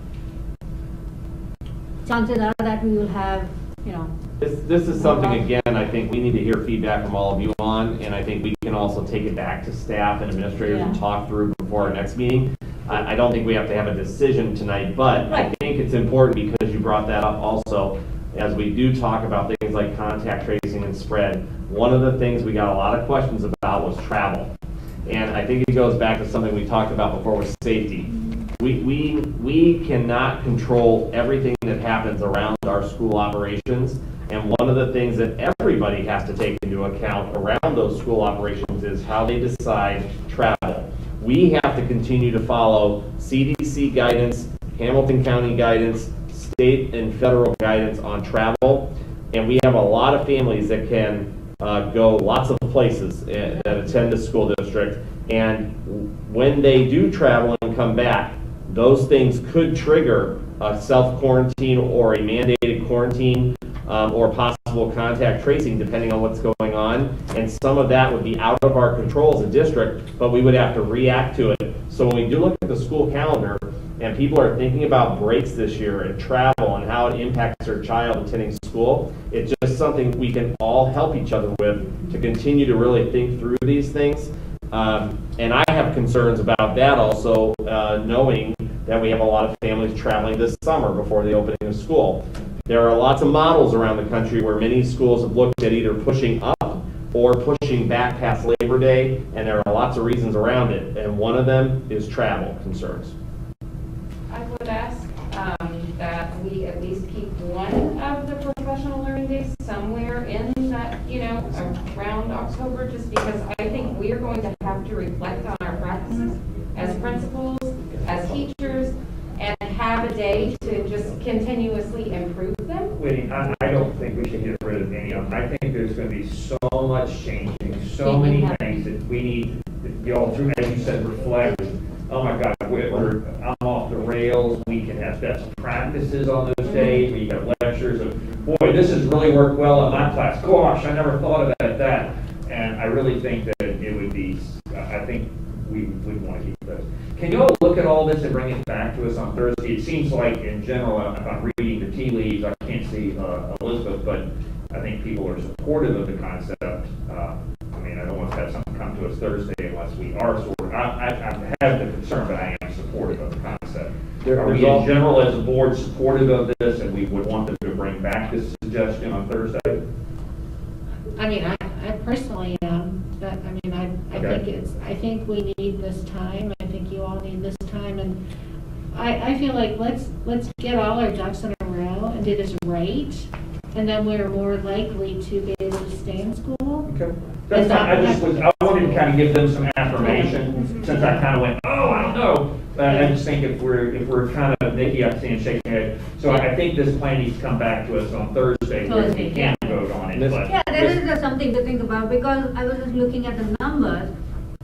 So typically we would have 91 days of instruction time. Now with this we will have 86, and then we are losing a week at the beginning if we move it back. That's where those That's our. days. Oh, yeah, that's right. Yeah, Okay. that's where those days come from. Oh, Yeah. okay. Yeah, But that's still, been that if we take away the fall break, we will get those days back in, right?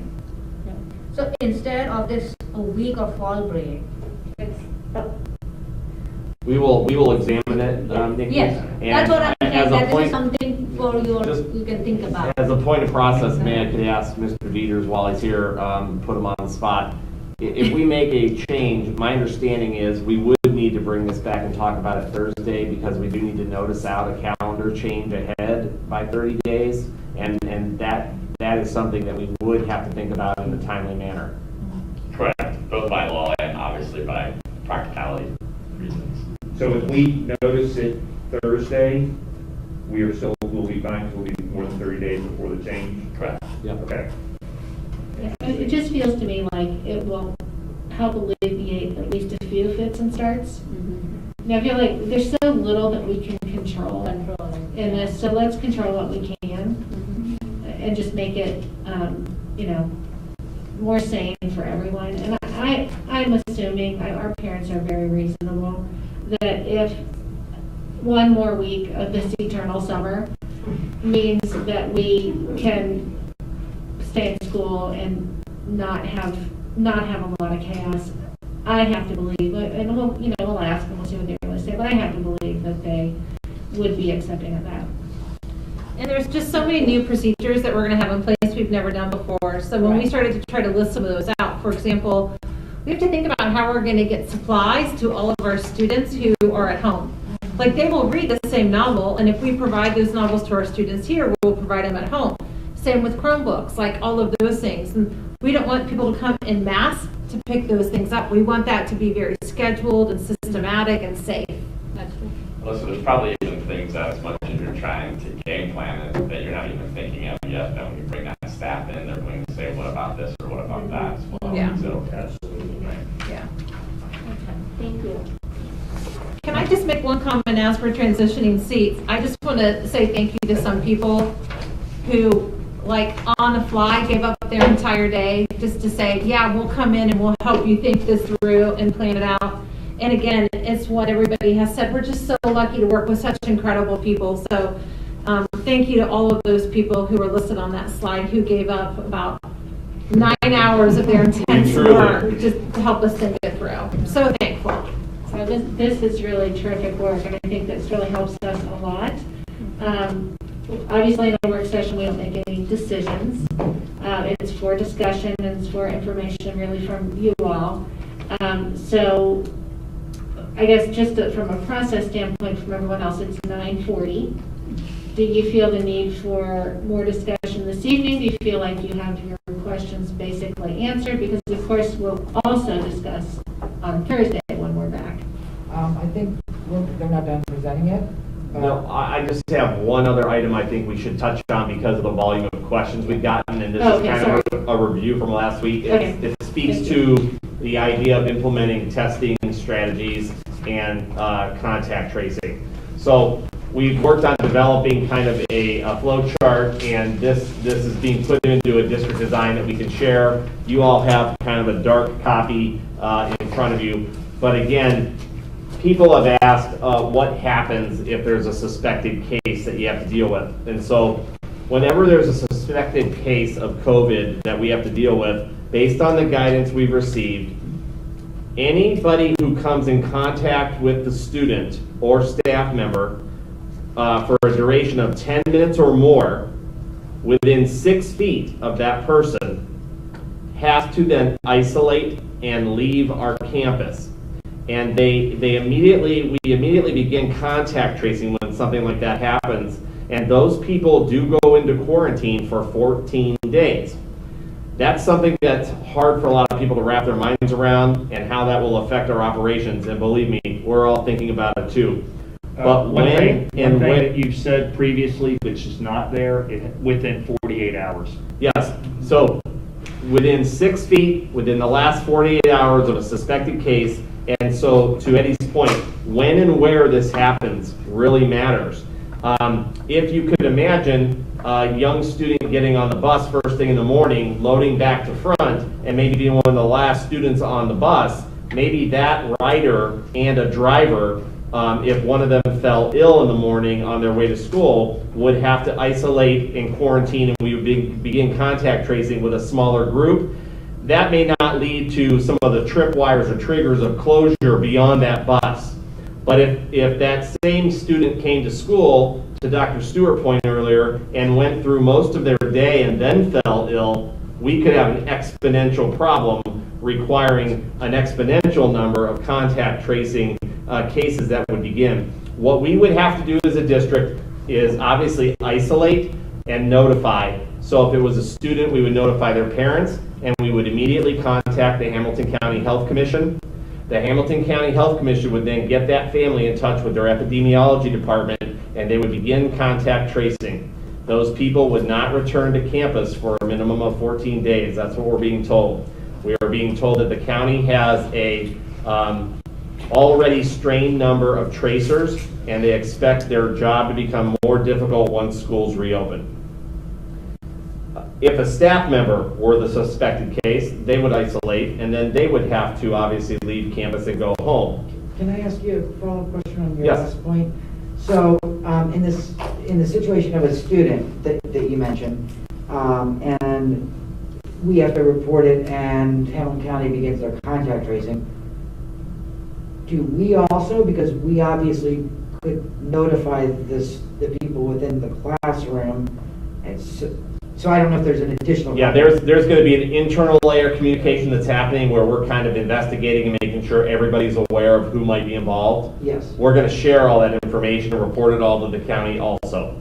They are then going to contact all those same individuals and begin contact tracing with them and anyone else who came within 6 feet within the last 48 hours of them. And that is a minimum 2 to 5 day process, we're being told right now. And while that's happening, they are assumed to be quarantined for 14 days. The thing that Kim's getting at that I'm concerned about is, and you mentioned already, Hamilton County's going to fall apart. They're not going to be able to handle this. It's going to be a complete mayhem. We have to have an internal, which I think you're planning to do, but let's just make sure it's clear that we're going to have a completely set up internal process. The nurse is going to have to decide who's going to not be here for the next 14 days, because it could be 5 days, it might be 10 days, it may never happen from the health department. So, yes. So what the form in front of you shows as a draft document is how the flow of those decisions happen once we start to have a suspected case. And again, I know it's not very clear on your copy. We'll clean that up and lighten it up for you and for the public with our own template once we've decided to employ it. But there is a process for that decision making, and then the notification, and then where we would isolate the students, how we would remove people from campus, and then of course there'll be communication about their learning plan that has to take place, or their work plan if they're a staff member. And we are constantly in contact with the Hamilton County Health Commission, and we will continue to be sharing information. And what happens is, if somebody goes home, of course, and they're testing and they're not sick, they have to go through some testing protocols. And what we're being told is the Hamilton County Health Commissioner will literally give them a clearance form. That form would become a part of our process upon re-entry for anyone to know that they have cleared their protocols, and that also it was communicated to us that they were safe to return with being fever-free for over 72 hours without the use of any fever-reducing medications and negative tests. So there's a testing protocol that people have to go through if they're suspected and they're not ill. And there's also testing they go through if they are ill and they recover. And the health commissioner will also provide a clearance form for people at that time that they could return. And that's something we would follow. So the question is, I'm sorry, go ahead. So let me give two scenarios of question. So let's say Johnny gets sick, he's got a fever and he's coughing and he doesn't feel good, and it's 1 o'clock in the afternoon. And Johnny goes down to the nurse. So Johnny, clearly we contact the parents, we contact the health department, but what do we do with Johnny's class? Do we send them home right then? What do we do immediately with the people that we know are clearly in touch with them? Every single case within 6 feet who is in proximity of Johnny within 10 minutes or more, or for 10 minutes or more, gets isolated and sent home. At that So I think time. the question is, Kirk, you're going to do that even before Hamilton County tells you. Oh yeah, we're going to have to do that before we report. We're going to have to isolate, communicate, and have them picked up by parents and sent home. The nurse would literally walk the student to their car, to the parent. If it was a staff member, we would ask them to leave campus and go home if they weren't so ill that they couldn't transport themselves. And that would entail that whole start of the process before we ever had Hamilton County staff get involved. So what's going to happen is, a lot of these kids are going to go home. They're going to get a test. The test is going to be negative. And if I'm reading here, you're telling me they're going to have 2 negatives. Have any of y'all had a COVID test? When you have your first one, it will be your last one. It feels like someone's doing a brain biopsy on you. It is a thing that long that we shove all the way up your nose to the back of your nose where it goes backwards posteriorly. You think I'm kidding, but I'm not. It is not going to be a popular test. You're going to have a hard time doing the second one. But let's assume that this kid's first test is negative. I don't think they need a second negative test because a lot of this isn't going to be COVID.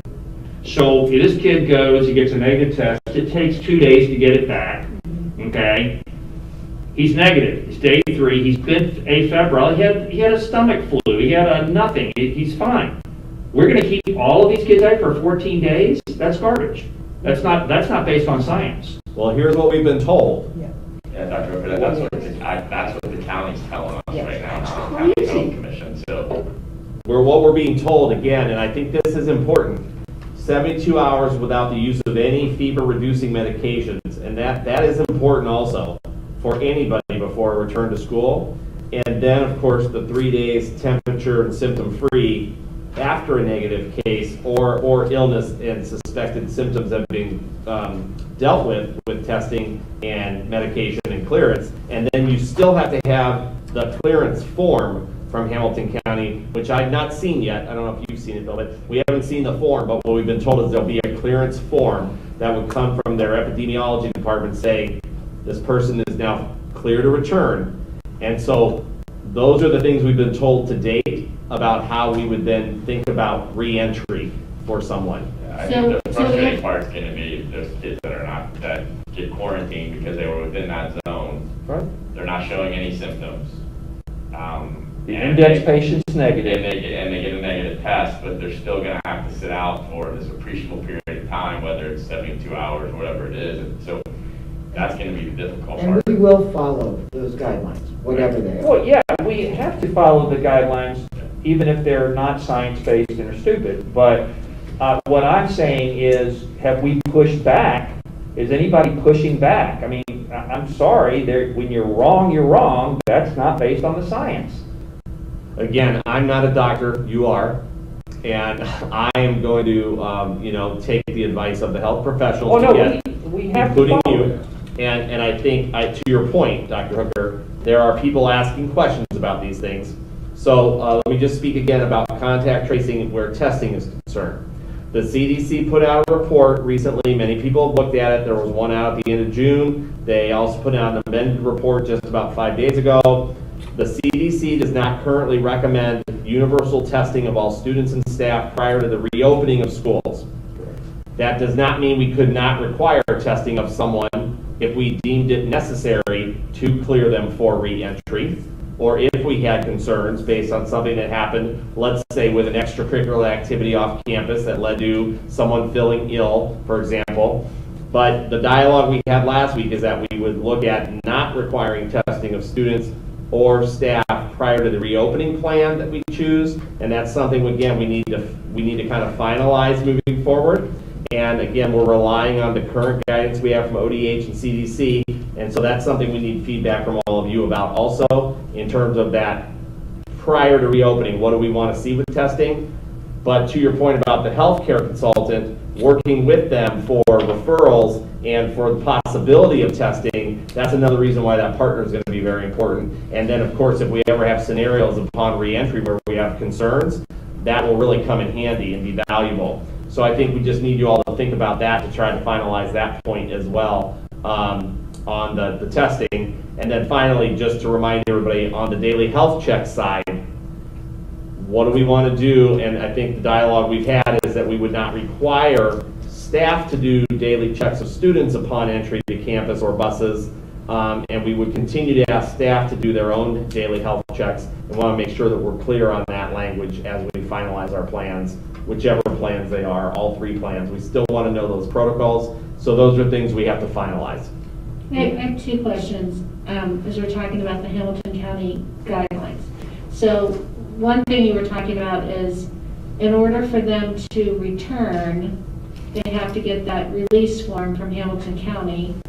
But Hamilton County is going to be way backed up, so they may not get their form until a week or 2 weeks or 10 days, whatever, later than the normal quarantine time. Nancy, I think it's going to be a form that your physician can sign, so I don't know. Okay, so it doesn't have to go through the I don't know if it has health to be vetted through the county. I think it's a form that a licensed physician has to sign. Okay. I think, I don't know for certain, but I believe That would be good. That would be good. That That would be really good. Yeah. Then the second question is, I'm assuming that when they're saying that, that a suspected case needs a COVID test, that they're talking about the brain biopsy. They're not talking about the quick, rapid nasal swab, correct? This is a nasal swab. That is the nasal swab. It has to be shoved all the way into the back of your nose. That's how it's done. Well, I just had a There's rapid kind of one, and tests it's not where- like that at all. There's some kind of test where they can get like immediate results. What is that? So there is an Yeah. oral one that I don't think is FDA approved yet, and that's the only one I'm aware of. So I don't know I if just they had one. if they stuck it in your nose. Yeah. They didn't do it right. It has to go to the back of the nose. Well, I think to your points, that's something I can ask for more clarity on, and when we have our regular weekly call with the health commissioner, I can ask for more detail. Yeah, clarify, maybe there's a new test that I'm unaware of. This stuff's changing at a lightning speed.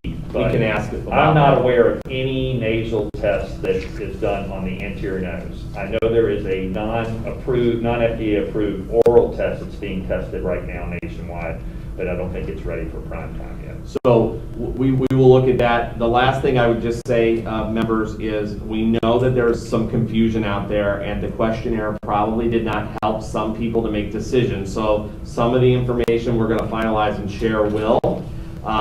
And I think when people were making a commitment, and there was language in the questionnaire that asked them to declare under a hypothetical plan A or B which they would take for an entire quarter, we understand that that created some confusion for parents, and I can imagine us asking some more specific questions again in the future as people learn more and as we see more about what's going on around us with the spread as we get into August. And while we have to, again, declare at some point an anticipated school reopening plan, we all know that we may have to adapt to one of our other two plans based on what we see going on around us, because we're going to focus on health and safety. I just want to repeat that one more time for everybody listening, and thank everybody for the input and feedback we've received in the last week. It's been very valuable.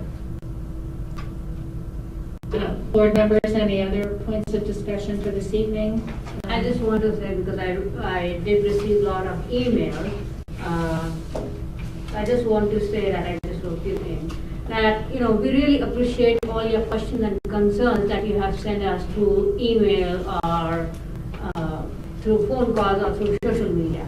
And I'm sorry that, we cannot respond to each and every one of your individual questions or your emails.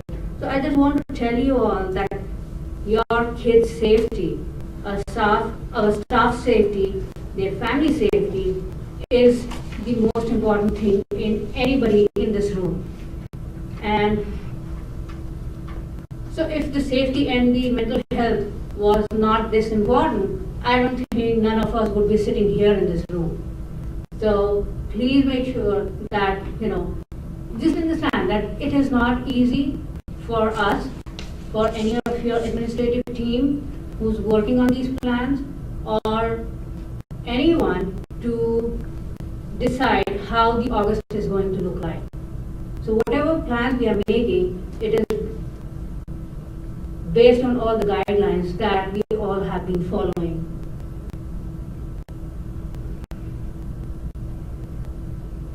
The only thing I can say is, as Dr. Stewart said, that the school reopening plans that we have learned recently were not made yesterday.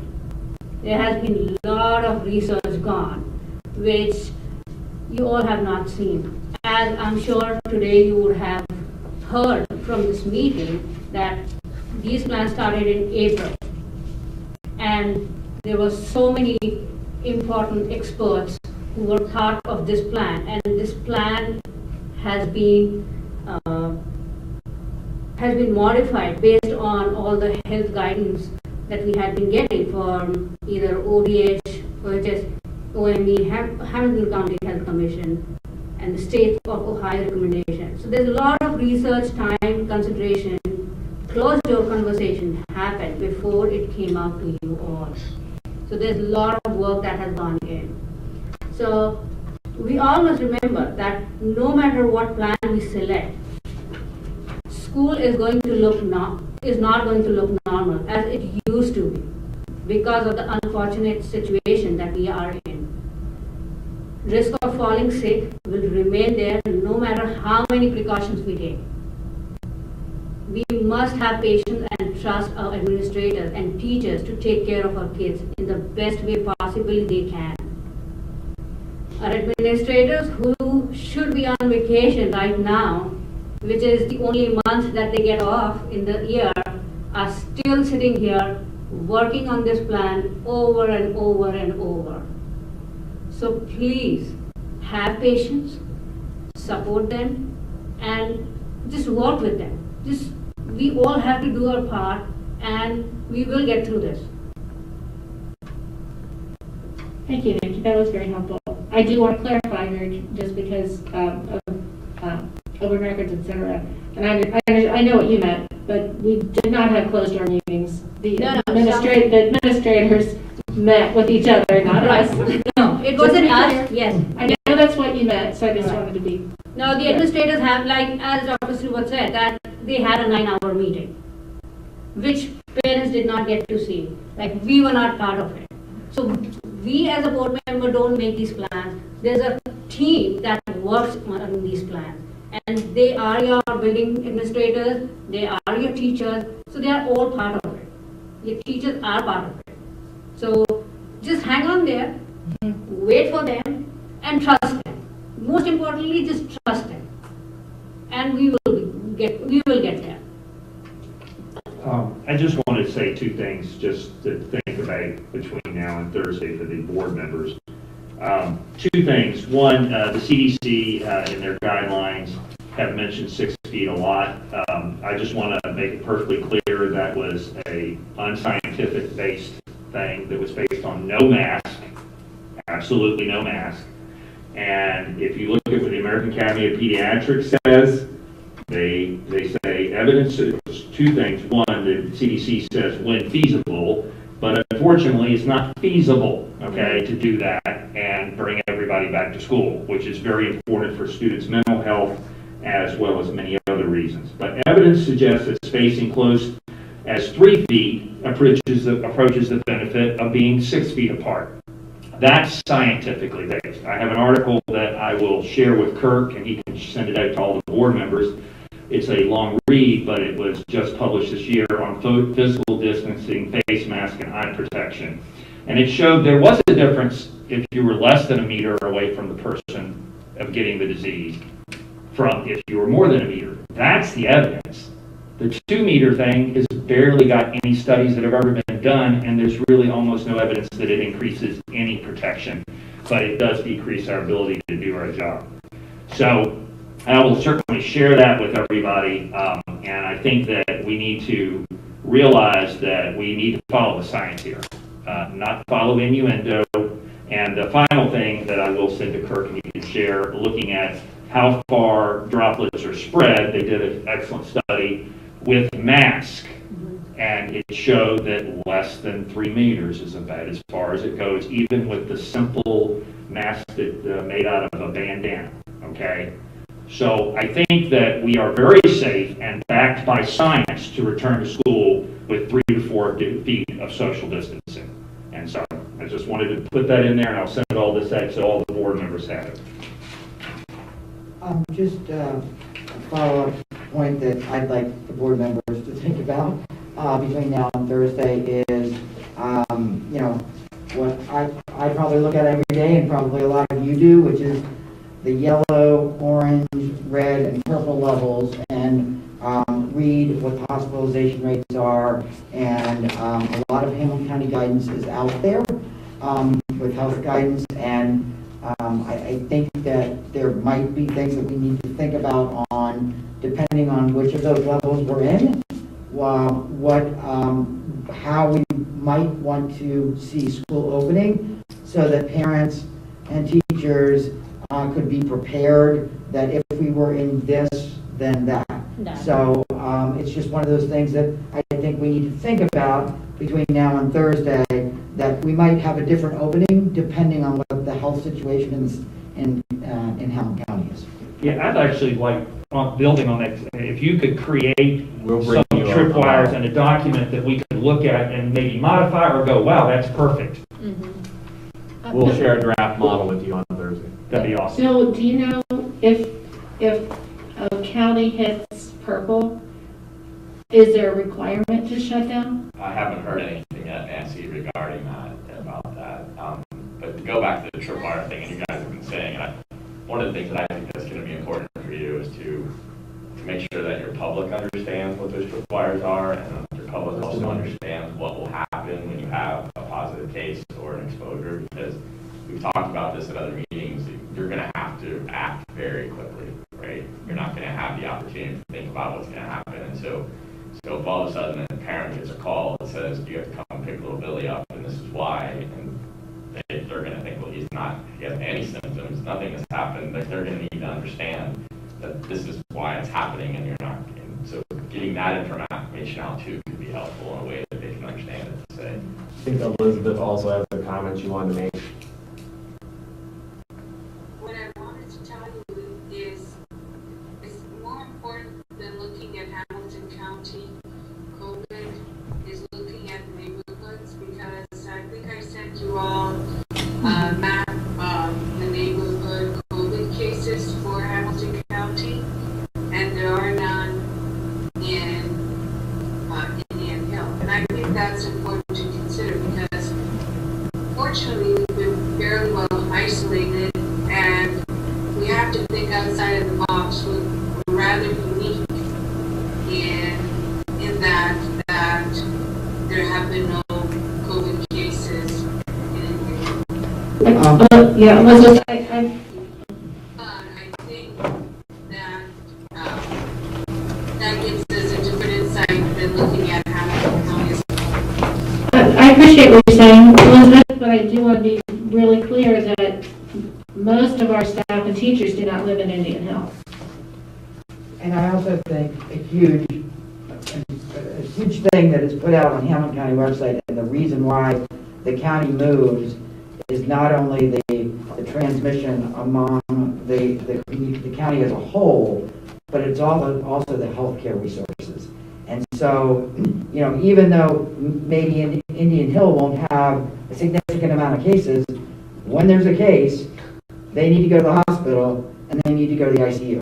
So I think that that's important, that we're making sure that there's adequate health care as well. But I understand what you're saying, and that's something we can discuss Thursday, that do you limit it to zip codes or do you limit it to Hamilton County? And I think that there are two viewpoints on that. Good question. Okay.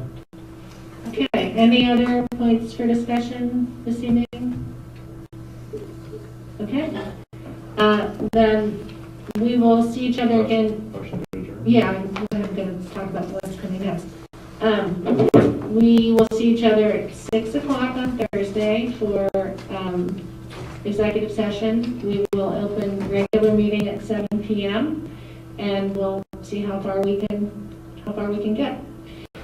So, because it's not an easy thing. So, is there a motion to adjourn? So Second? Second. All in favor? Aye.